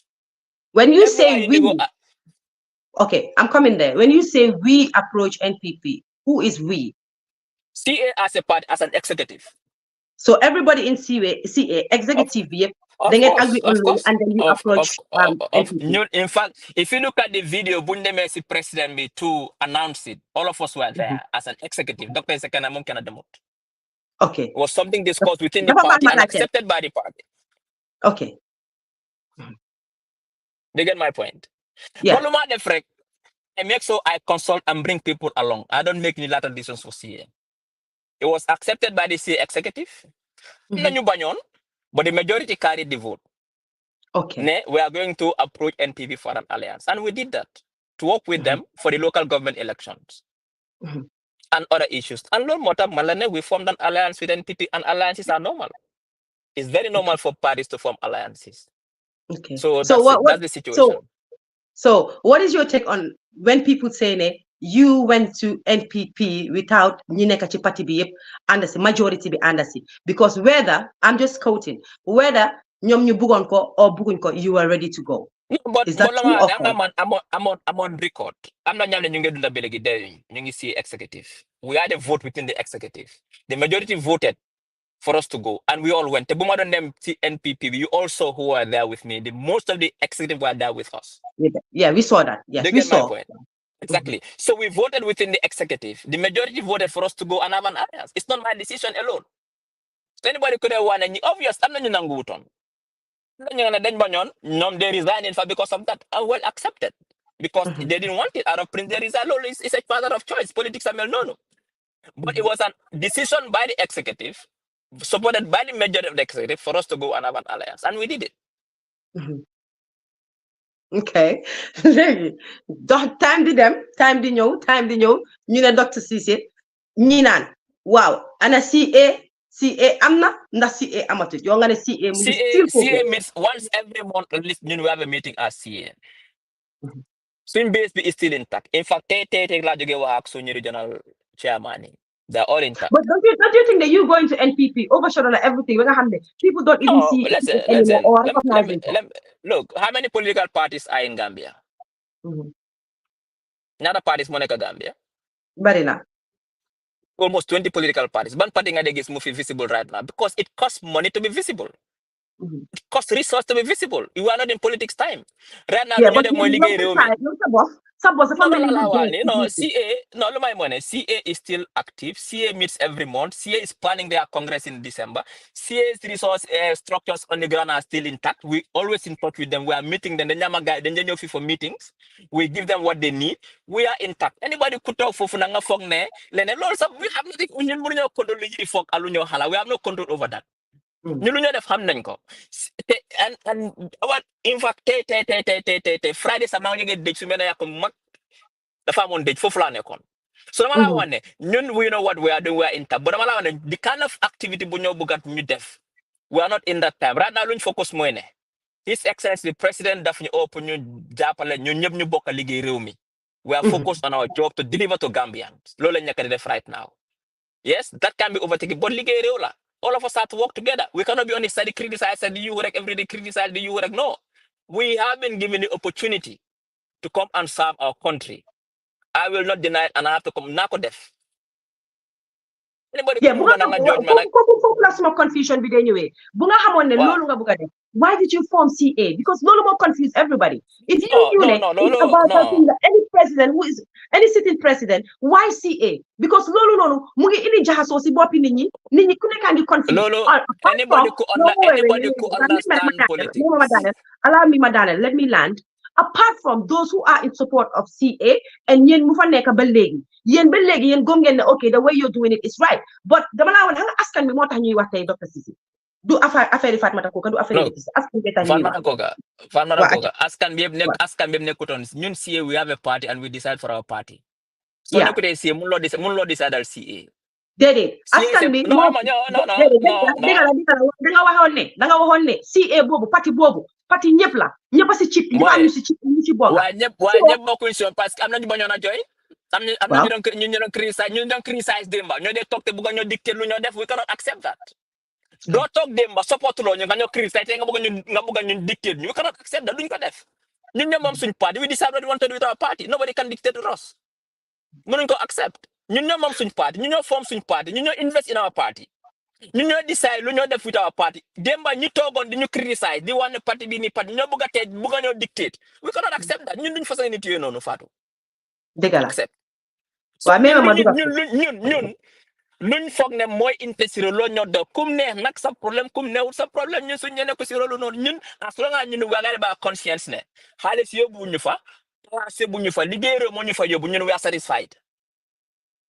ok loolu xam nga lu tax waaw léegi mais ma ñu xam nga lu tax ma taxawoon si junction boobu when CA came you being a very young man hopes were very high dafa am level boo yóbbu Gambia ni yaakaar dafa ñëwoon I'm not saying yaakaar dafa tas or tasut because I'm not here to say that waaye bi nga ñëwee there was a difference everybody was very happy I remember there was a time people were even comparing you to Halifa Sallah at some point saying oh another baby Halifa Sallah ñëw na if you know what I mean. I don't want to be Halifa Sallah because no Halifa Sallah mooy si politics no Halifa Sallah no bëgguma naka politics 36 years no bëgguma see yaagee noonu bëgguma gaa compare Halifa Sallah waa léegi pare nga man Ismaila Ceesayaspoa waa léegi pare nga dama la ne xam nga dafa àndaat déglu soo ma dégloo because suñu xapu noonu suñu last interview du xapu naa this time dañoo déglu wante benn waaw dama la déglu dama la ne xam nga wax dafa àndaat dégg dama la ne boo ñëwee xob dafa am yaakaar am xale yu youth si rally sa gannaaw a lot I have seen it I'm not talking about DSA dama ko gis ba egga si stage boo xam ne people were comparing saying ne oh am na yow nga Halifa Sallah mu ngi mag CA am nañ yaakaar si moom moo tax ma ne wax dafa àndaat déglu soo ma déglu di nga am fu maa ñëwee waxuma ne you are Halifa Sallah and I'm not comparing you to him because you cannot even be anywhere near him da ngeen utee moom tam he cannot be anywhere near you. You are two different individuals. go on maa ngi laa déglu. waaw léegi lu ma wax mooy yaakaar boobu xale yi amoon because lu tax ma indi foofu sax amoon na time biñ la arresté woon I remember when you were arrested. I remember this beautiful picture out there I think I even shared it.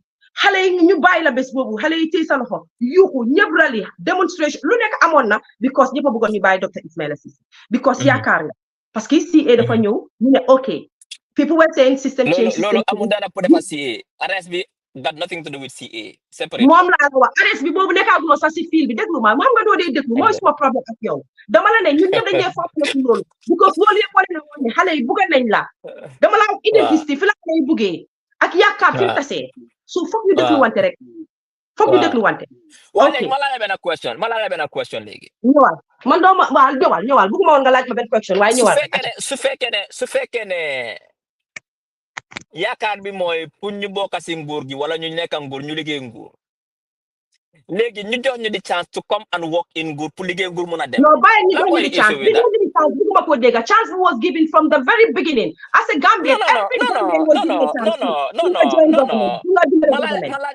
ma laaj la question yow Fatou. No, you're not here to ask the question. I'm here to ask you the question. No. Okay, dang ma man tam ma clarify. ñëwal man si man am nga ku nekk sa xalaat la man si man I see nothing wrong with nga ut réew mu loo ko ki ko am mu ne kaa ñu liggéey nga ne doo dem liggéey man si man is normal pour nga dem liggéey ak moom it's very normal man I don't make that an issue li may ku ko def an issue ko understand law politics because it's normal for people to nga demal sa boppa nga réaliser ok loo doon ut amuloo ko keneen moo ko am moom lañ amañ yaaka jox ko mu ne nga ñu liggéey nga ne doo liggéey moom man what's that man du ma di xalaatee noonu man is quite normal man may break na yow yaay break because they have ma is it me xaaral docteur xaaral dafa mel ni maa ngi break dafa mel ni dégguma la yow yaay break na man may break yaa ma dégg ma kan la si is it me guys seen muy seetaan is it me ndax moom la I cannot even hear him. yaa ma dégg connection bi mu ngi bon xaw ma si man la ndax si moom la. yaa ma dégg ndax please mu ngi laa send message pour ma xam ndax si man la ndax si moom la yéen mu nekk Facebook. si man la fanaa si man la waat. daf doon di break.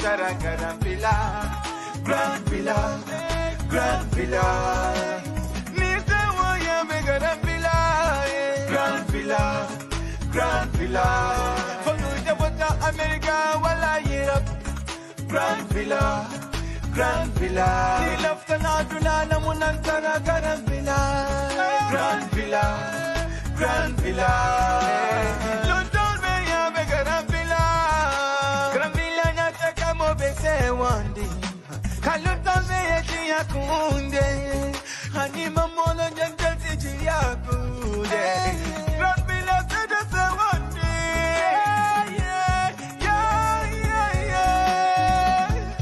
Grand Villa, Grand Villa, Grand Villa.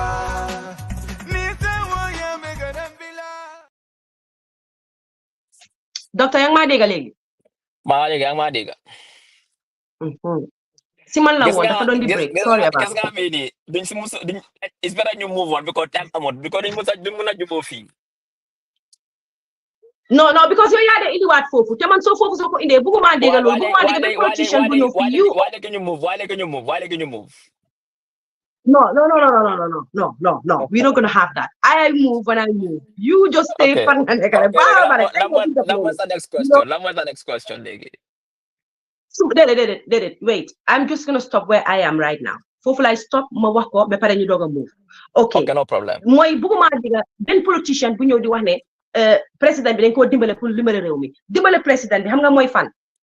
Moy jàppal réew mi jàpp si réew mi di jàppale si réew mi di jàppale xale yi jàppale foo mun a jàppale ba man nu ma ko gisee si politique mooy fan yéen politique stratégie rek yéen boole na yéen a ngi jàppale président di jàppale wu leen président jàppale wu leen 14 years ñu ngi jàngale si université bi fii nii si salaire bu bon kay moo tax ma ne la yaakaar dafa tas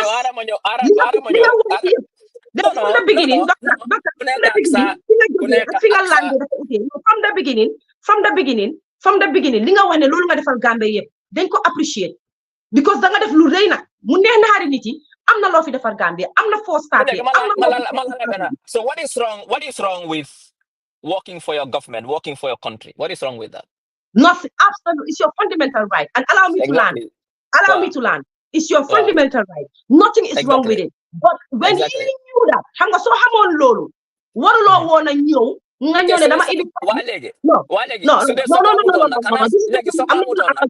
no fii duma la ko dee nangul danga maa bàyyi ma laan su ma waxee dama laan xam nga so ma okay there's nothing wrong with that. I give you that. It's your fundamental right. You can work with the government. You can work with Gambia. Mun nga liggéeyal Gambia loolu la bëgg Gambia develop.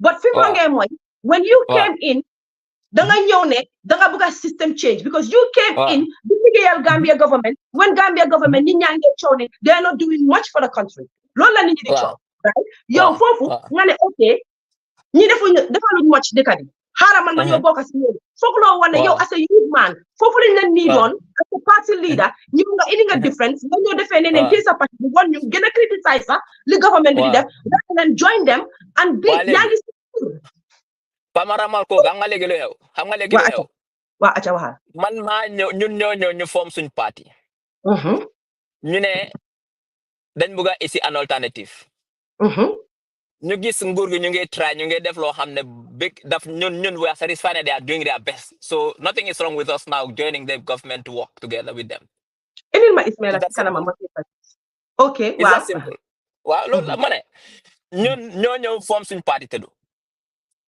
ñun as a party we decide to form an alliance with NPP ñun suñu right to do it no but it's our right to associate so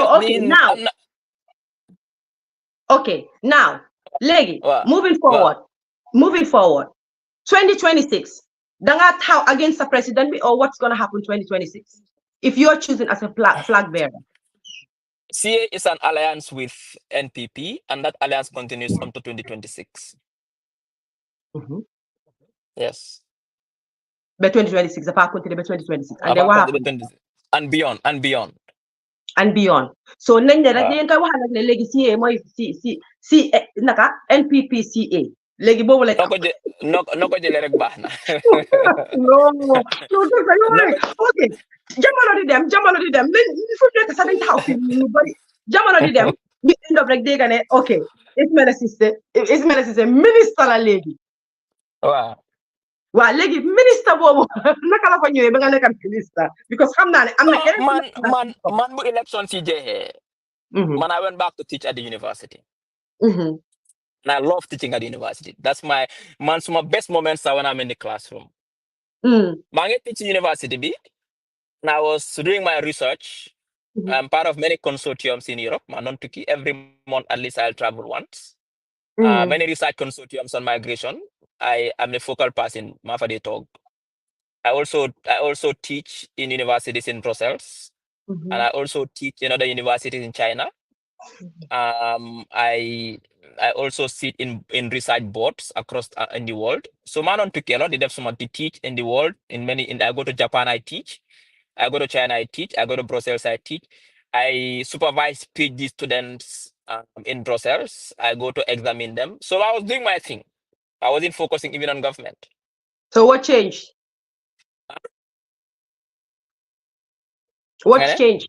What's changed from doing your thing Then to? I was in the classroom in Farabadi teach in research methods. Bo class je. In fact, I check my phone because when I make a class, I put all my phones on silent mode. I get so many missed calls. When I return the missed calls, then I go State House. Madam Fofo, I was appointed as minister. So just like that. So just like that, someone called you and said, "Okay, then you go State House," and from there, no, the president wanted to see me. Madam gets president me. Okay. The Malwogo appointed as minister of info, and I accepted. But is that the right way to do it? You call someone and say, "Okay, I just want you to be the minister of leave." What is the right way to do it? No, I'm just asking because the family. Of course, yes, because obviously that is the right way to do it. Because the way you got it was just too easy. That's why I asked. Is that the way to do it? No, it's not easy. No. And the president has a right to appoint any minister Bumbuga as long as the person accepts. Exactly. Yeah. So the president calls the Malabuga appoint as minister and accept. That's it. Deal is over. What's wrong with that? Okay. And then you become the minister, right? I became the minister of information.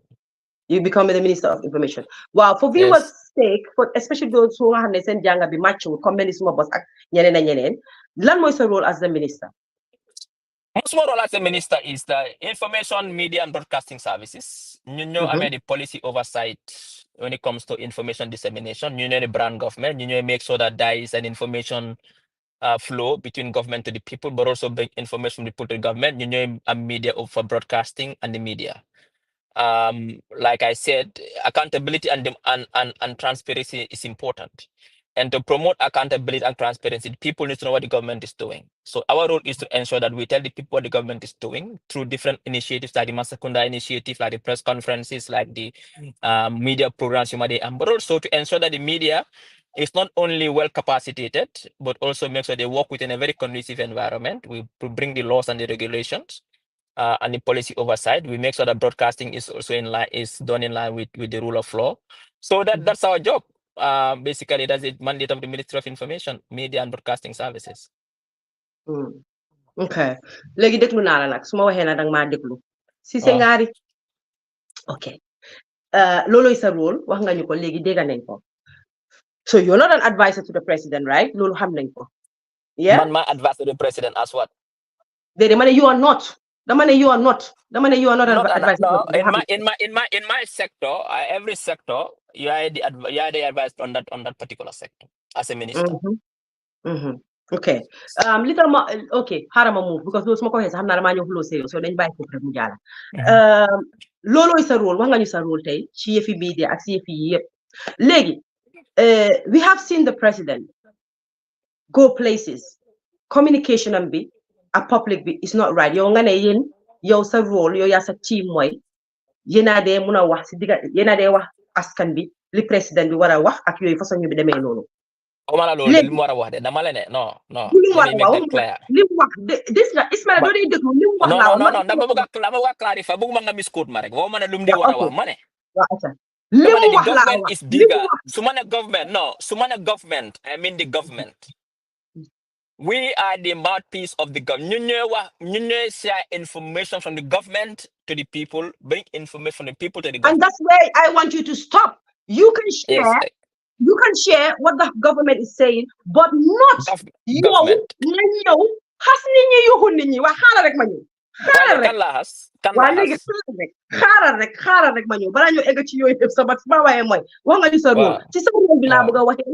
Ne, sa communication be yo as a youth person. Now I'm gonna be realistic with you. may ma rek foofu ñu def face à face yow as a youth person foofu rek laa ooyee man a youth man nga ci man yow nga ñëw xam li doon métti Gambien bi bala ngaa dugg NPP xam li doon métti Gambien bi moo tax nga taka sa parti ne léegi man dama am suma parti dama bëgg a indi suma parti pour indi change duguma foofu noonu sax bi ñuy faa delluwaat nga ñëw yaa ngi ci biir xam liy métti Gambien bi su ko méttee mu am opinion am comme docteur Ismaila Ceesay nu mu amee opinion am ak président bi nu mu amee opinion am Gambien bi suy wax opinion am wala muy wax frustration am bi yow ci sa gis-gis dafa mel ni Gambien bi li ñoo wax ak li ñoo def right because according to people and what people are seeing suñu waxee docteur Ceesay foog nit boole si ne he is not tolerant suñu waxee docteur Ceesay ñu ne he is ignorant dama laa and people are over social media right and you being someone who want to communicate between government and askan bi don't you think that you could have used a very calmer level, a calmer attitude than what you are using now? La use come for example. Give my example. Okay, you want me to give an example? Okay, let's go back. Example, let's go back to New York. Wow. When you guys went to New York, we saw a video that was circulating. Wow. And man, some analysts analyze a video, Bobo. I felt that at some point in your life, you were in the same position, Bobo Nono. Yo, lady, I want to ask you your idea of democracy. Like Lolo. No. Hakai, what is democracy? No, I cannot tell you that. No. What is democracy to you? Let's go back to New York. No, wait. What is democracy to you?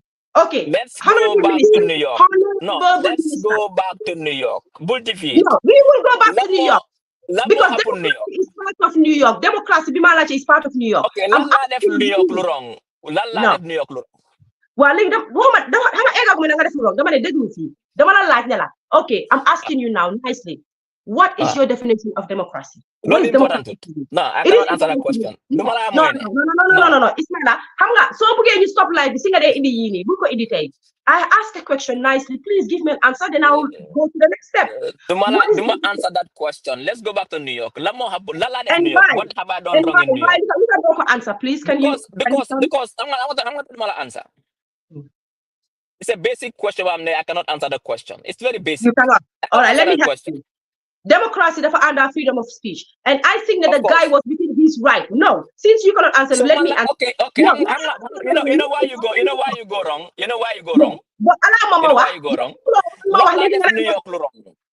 No, yo ala mama wa legi ngane legi dama la New York ngane bugulo se wasili mala bugala legi ngane ma indi New York mang la wax ne man suma la je fi democracy New York daf si boka li tax boka si moy freedom of speech. The guy was exercising freedom of speech. Legi yow xam nga ne Yaya Jammeh daf ñu noot so many years yow xam nga loolu xam nga ne kenn mënu toona taxaw sa def lu kooku def noonu nga ñëw America kooku di wax nga gestu man point bi ma xool foofu mooy lu tax nga gestu bouncer boobu or whoever the security guard and tell him ne look at this guy. Did you wanted him to be arrested or what? What was your so Lola what were you doing there? You've already make a decision already. You've already made a decision. No. Did you No. You're not with the question. You're not deciding on Lola def. Lola decide you don't come No, remember okay, let me tell you what happened. Let me tell you what happened. Let me tell you what happened in New York. Please do. Yeah. In New York, the mother this guy called Hamne. Mom, his attack on me is personal. He wasn't doing this for country. Okay. He had personal vengeance against man. This is personal. I'm not gonna put the fact dika. He's fighting for democracy. He wasn't fighting for democracy. He was trying to embarrass me on the streets of New York. Luta Hanaman Kenafanekon.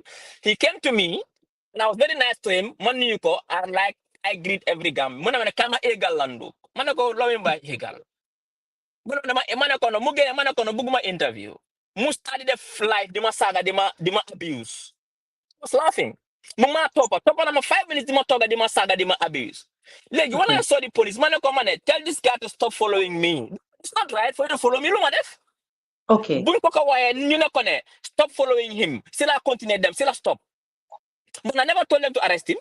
The man, he has no right to follow me, shouting and yelling at me. You see that you all what would you do? Didn't go by the continent 5 minutes. The lot of the saga, Musaga Bumasago. No lum record, Lumuga won't see record on me. Because he was the one recording. Okay. Saloma likes Melanie. But he was following me 5 minutes, insulting me. Saga, dima yell, dima abuse, dima accuse of corruption, of nepotism. But evidence la. So the policeman told him to stop following me. So the policeman no stop following him. Sila must stop. Sila continue mama dem. Isago moko, yuhu moko, fayo mo saga bisa. I was being mad, man on dressa. Yeah, I saw that. So, Yeah. so what have I done wrong in New York? What? Look at Okay. Walegi, Madelo what? I just asked you, Punga Ansalma. I said, what does democracy mean to you? Freedom of speech. What does no, popular? No. This is the problem that we always have. No, Ismaila, when I invite you, I'm going to say this again. When I invite you, let me answer a question. Wow. Let me answer your question. No, answer nga mama pare. Legi danga wax. No, danga wax. Ismaila. Honorable Minister, please allow me. What is your question? No, it is not a question. Danga answer. Man mange wa, danga ma mema wa. Li question answer recommend in primary school. No. You say something, I have to interject. Legi, interject ko. Dama la bay bem je. Dama la ne, gis na lolu, gis na ne saguloko, hasuloko, yuxuloko, danga resa nga dem. Yow wax nga ne mom wax nga ne dafa wone mom lim buga wone.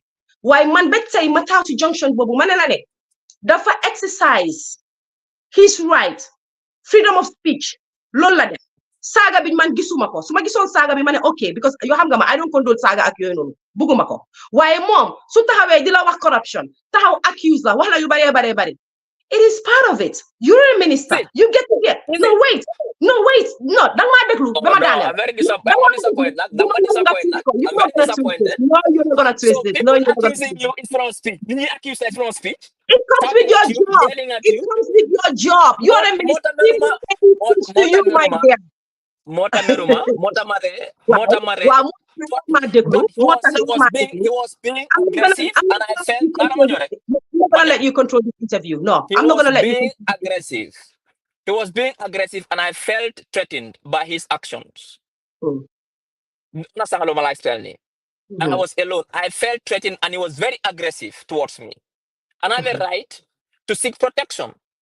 I have a right to that. Man, I believe in freedom of speech. I think people should express their views. I promote it. I believe in the most basic democratic values and principles. People have the right to speak their mind.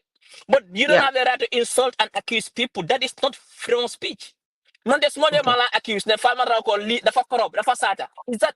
Is that a freedom? Do have a no? That's not freedom of speech.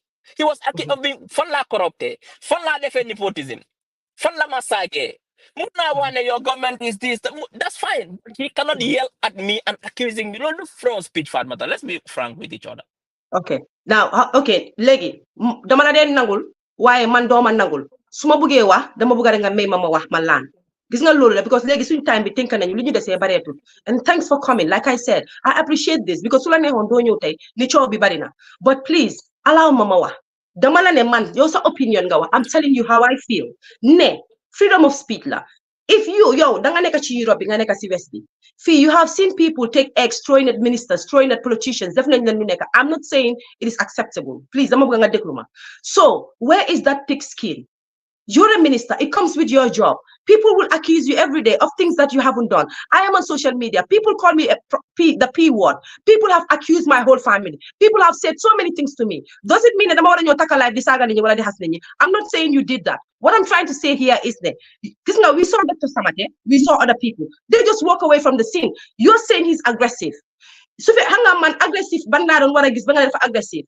Maybe tone aggressive ngawa. Why this we try to fetch Wanna try pull door, wanna try to def dara. No, he didn't do that, doctor. So what I'm trying to say is just let it go. For point madam buga indi moy. Yo fa sang mu mel nonu. Su fekkone xamna ne bo nekkuton fi nga tolu tay ni.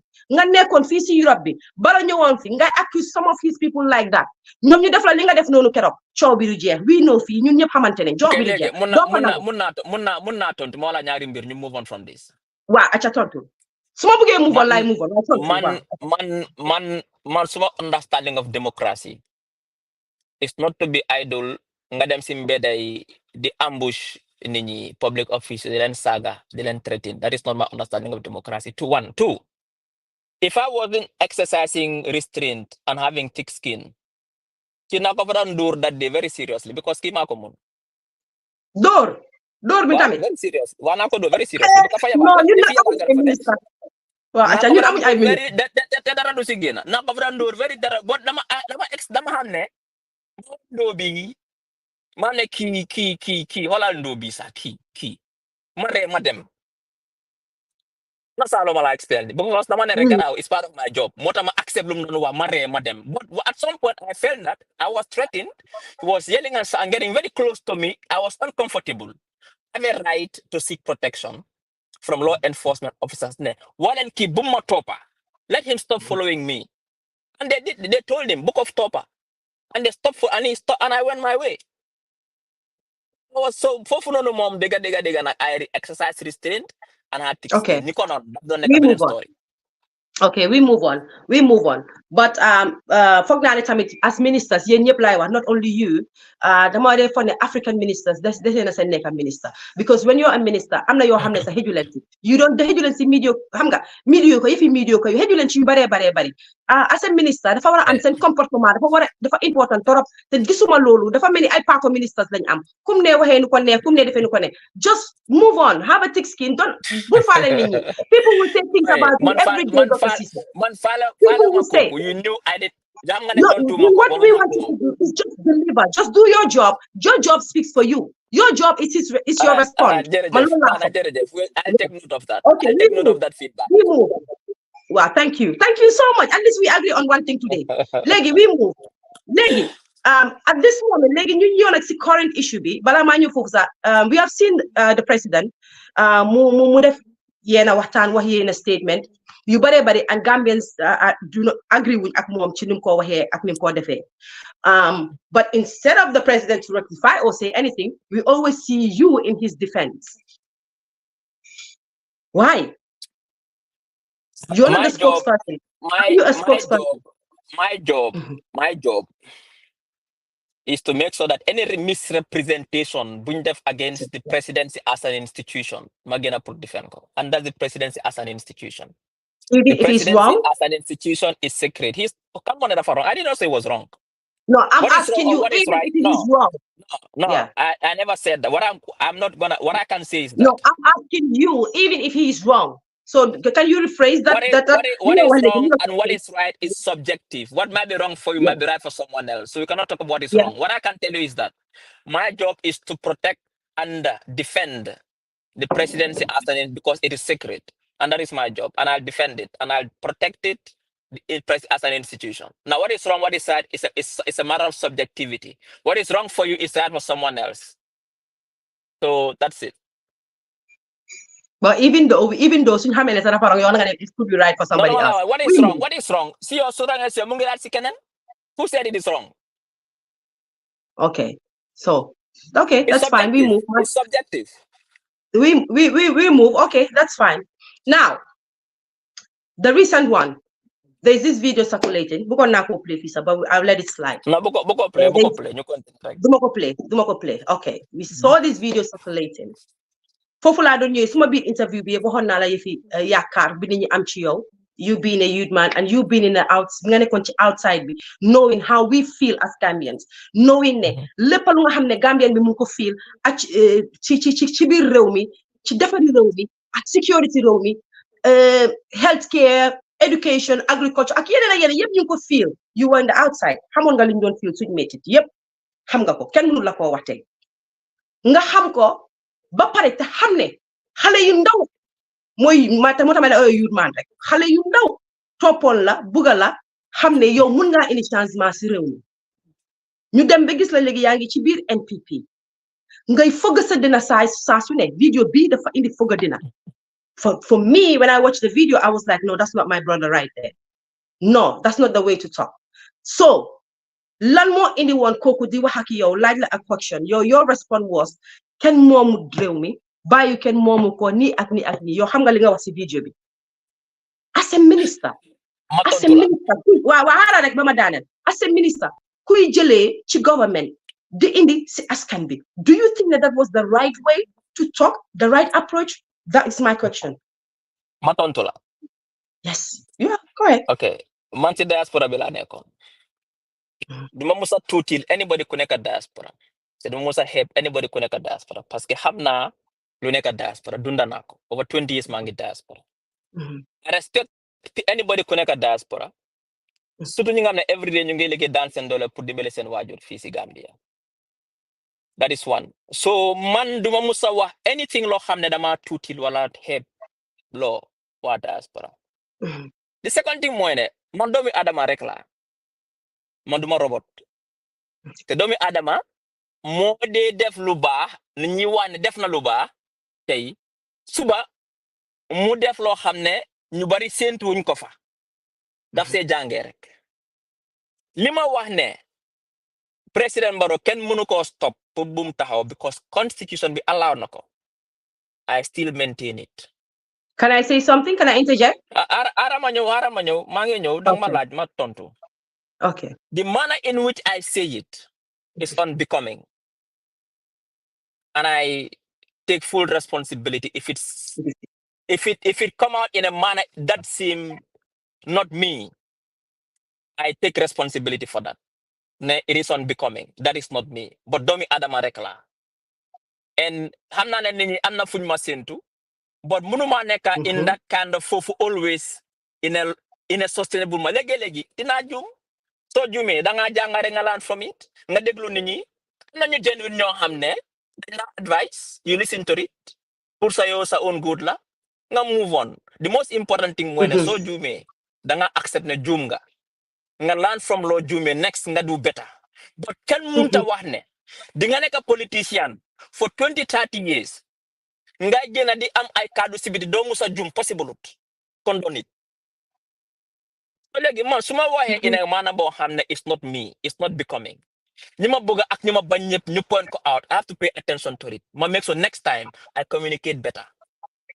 That doesn't take away from the fact that lu ma wax ne gëm naa ko ne président su bëggee taw kenn mënu ko stop loolu moom gëm naa ko waaye lu ma ko waxee it's not me ñu bari ñaalu nañ ko man su ma ñaalu naa ko te su ma sañoon du doon am waaye am na lu ma see mun dara dama see jàngale next time I communicate better. Thank you for that. But I still haven't heard you say I'm apologizing. Acknowledge nga ko waaye apologize nag. Waxal ne baal leen ma sorry. Apologize nit rek da nga war a understand ne tamit dafa am ñu ma doon waxal ñoo xam ne ñoom tamit ñoom mënuñoo toog foofu di forcer ne against the constitution bi wax di wax ne Barrow by force no tag. Waaye Mayma are you apologizing ba pare are you apologizing? Manuma mooy ne ma ak suma numa waxee mana in which because lu tax ma dafa am loo wax ba ma la doon wax ne da mun naa interject sax maa gis the manner in which it came out is unbecoming and I could have avoided it and I would not repeat talking like that anymore and do man it's not the way I talk under normal circumstances but like I said nit moo dee juum man duma robot. In fact I'm even happy that people can also see that I'm infallible. I'm have errors in life. Man, I want people to see that I make errors. And I'm ready to accept those errors and develop and move on. That is good for me. I'm not perfect. Perfect. I cannot do that. Sometimes I make errors. Wow. Waa léegi xam nga bi nga doon wax nga be ne li nekk si constitution bi o li ak li nga taxaw fi nga taxaw si fi président yaa fa taxaw ba léegi maa nga naan ndax mun naa interject fi ma bëggoon a laajte mooy from lu ma understand CA amongst many party ak yéen ak keneen yéen da ngeen musa wax ne da ngeen bokk si ñuy agree ne 2 terms la nit war a toog 2 terms so why are you advocating or promoting for the president to sit for a 3rd term? Man luma mooy very simple lu nekk si constitution bi laa wax 1997 constitution amul term limit amoon na jamono boo xam ne da nga ne woon su fekkee si constitution bi la nekk amoon na jamono boo nga xam ne yow 2 term rek nga musa wax ne moo war a mun a am si àdduna si dëkk bi musa lu nga yàgg wax la dama laa wax ne gëm naa term limit ngay foog a sëgg na di tega taabul ne déedéet mun na moo dem bàyyil foga taabul discours nañ ko ba pare dama laa wax ne waa déedéet parce que man su ma waree wax da ngaa bëgg a wax suma kaw du ma ko nangu léegi li ma la bëgg a laaj mooy foog nga ko béyee waaw fan nga base ne tatam dafa war a am da nga ne mu neex mu naxari déglu sama olof bi waaw nga ne mu neex mu naxari mu neex mu naxari ñu président bi dafa toog si tatam léegi fan nga ko teg ak fan nga ko base te liñ agree mooy fan laa ko teg mooy si constitution bi même ma wax rek man dama gom term limit te président Barrow gom na term limit moo tax mu push the new constitution mu dem to gazette mu dem parliament gom na term limit but there is no term limit in our constitution so nobody has the right pour wane kenn du fi dem tatam amuloo right boobu noonu. But I see that as hypocrisy. Politics is exciting. Politics is exciting. La mo exalo politics. Kila fam halata man so nyuhulo si nyuwasi. But it's nothing personal. I don't take these things personal, Fatou. Billahi duma ko rejel pass. Mota suma toge ma deglu gaay di wana ma de rek. Please not personal. Ku nek am sa halat. Dañu am ciow ñu hulo elek suma dajé na la ñu unite ñu waxtaan leneen. Because politics bolé wuñu. Politique fi lañ ko bayyi.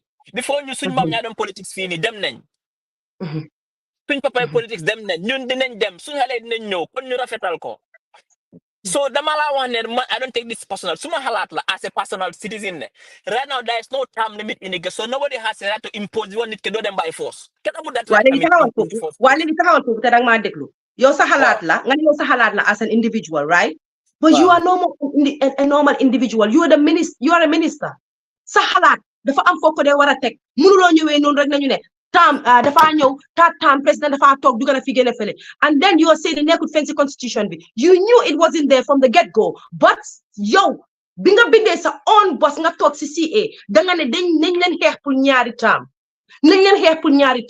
léegi man laaj la ndax yow danga dugg si biir xaalis neex nguur neex bénéfice nekk fa everything is there and now you're changing your tune what is going on my brother ma question léegi yeah what's going on CA waaw CA seen constitution su fa nekkee loolu problème yi CA la no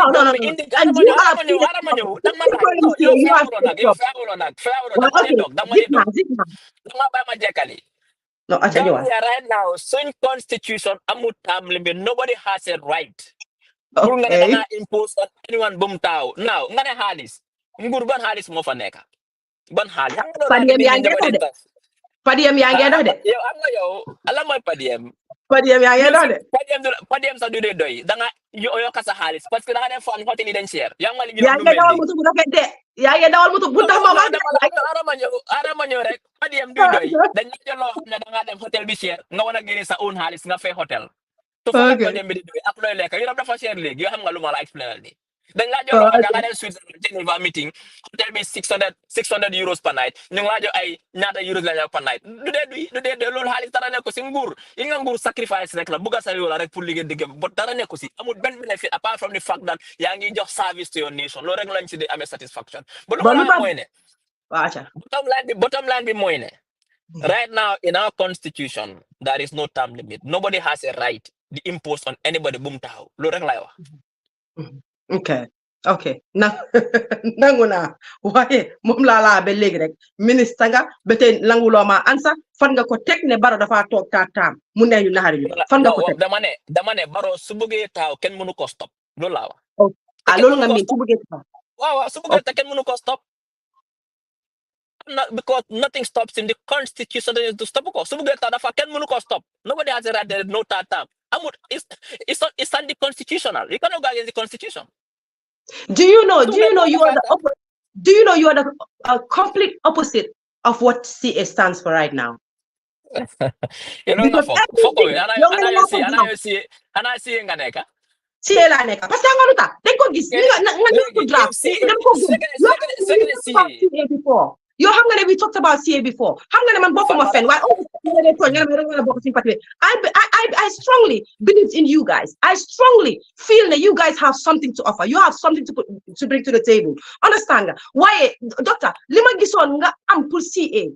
indi wuloo ko si biir fii NPP te danga ko fa waroon a indi xam nga danga war ko faa indi loolu moo wane ne gor nga fi nga taxaw dara mun koo change si nga indi si biir Gambien bi nga liggéeyal gis nga ñun boo ñoo liggéeyal as Gambien CA ni nga mel ci CA nga ñu waroon a indil si biir dañ fa gis change ba yow da nga ñëw yokk fa mel ni nga xala yokkal naxar nag bro da nga xala yokkal naxar ñëw loo defaral ñu da nga ñëw NPP yow loolu sa xalaat la duma wéranteeg yow sa xalaat la mooy suma docteur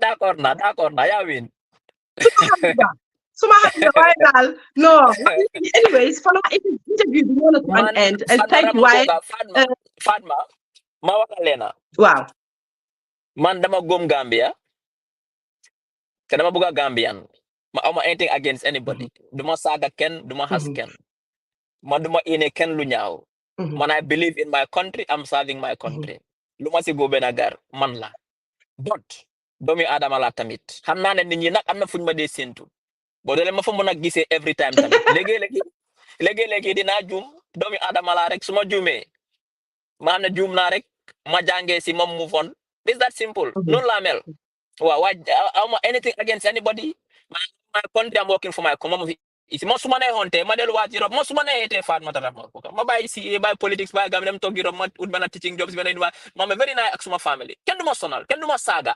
kenn du ma xas live a very comfortable life honestly ma because da man not koo xam ne dama nekk si politique dama jànga man nekkoon na ma propose de I have my qualification ba ne fu ma dem naa fa mën a am job I don't depend on politics to survive man I can survive without politics to get a man comme ne la awma jàng ma métier still am na xëy na police la yaakaar no man I can quit politics and quit Gambia and go back to Europe and live a nice life. doo ko gaaw a def ñu nga fi tic duga gele léegi yaa ngi dawal fo rafet am sa AC am sa yëpp yaa ngi góor yaa ngi sa yaa ngi tigi loolu balaa nguur maa ngi ko dawal waa léegi nangu naa sax waaye docteur bëggoon naa na ñu dugg si constitution bi because am na yu bari ba doon seetaan keroog waaye time bi xoj nañu because romb naa time bi ma la waxoon sax so xam naa ne pour ñu dugg fa sax du li fi noonu because I remember maa ngi doon seetaan the brunch before ma gisoon fa Aziz Bensouda ndeysaan mu ngi doon wax lu bari si constitution bi nga xam ne dañ ko ci génne yoo xam ne waruñ ko ci génne benefit Gambia and léegi ñu ngi wax ne 2024 li fi constitution la waaye xëy na 2022 la waaye dañ jël copy and paste waaye génnee fii yaaxa fii def léegi wax si tuuti rek ñu move on parce que xam naa ne jël naa sa time bi maa ngi jégaluwaat bu baax a baax. li nga ma wax si constitution bi. naka ko gisee loo ci mun a wax. parce que constitution bi is very clear am na ñoo xam ne waruñ cee woon a rax waa acca. no man dama support the constitution for 3 things. am na term limit. majority rule 50+1. And lan mooy the term limit on the constitution? Lan mooy the term limit? More two term of 5 years. More for thank you. Foofu la bëggoon a jàppee. So léegi 2 term, 5 years. And now you want your president, swing president, mu toog for a term. No. Dama la wane. The current 97 constitution amul term limit. Waa acca. So you cannot apply laws retroactively. Mënuñoo wane kuré nit. dañ laa tëj yow démb nga rayoon ni te loi bi doga ñu leen laa ree fekk yow démb nga rayoon it doesn't work like that ñëpp xam nañ loolu dama laa wax ne the current constitution amul term limit so mënuñoo impose it on anybody because du suñ loi su neen di su new one su duggee bañ ko ratify bañ ko pass it comes into force then it comes into force but right now amuñ ko the constitution mooy ne ñun we've already made sure that we brought a constitution xam ne it's gonna be favorable to Gambians dina fulfill our aspirations for today and the future gazette nañ ko. It goes to assembly, they debate on it. Luñ bëgg a change tamit ñu change ko foofu noonu if they think it's in national interest until we have there is no perfect constitution but everybody is not satisfied with it.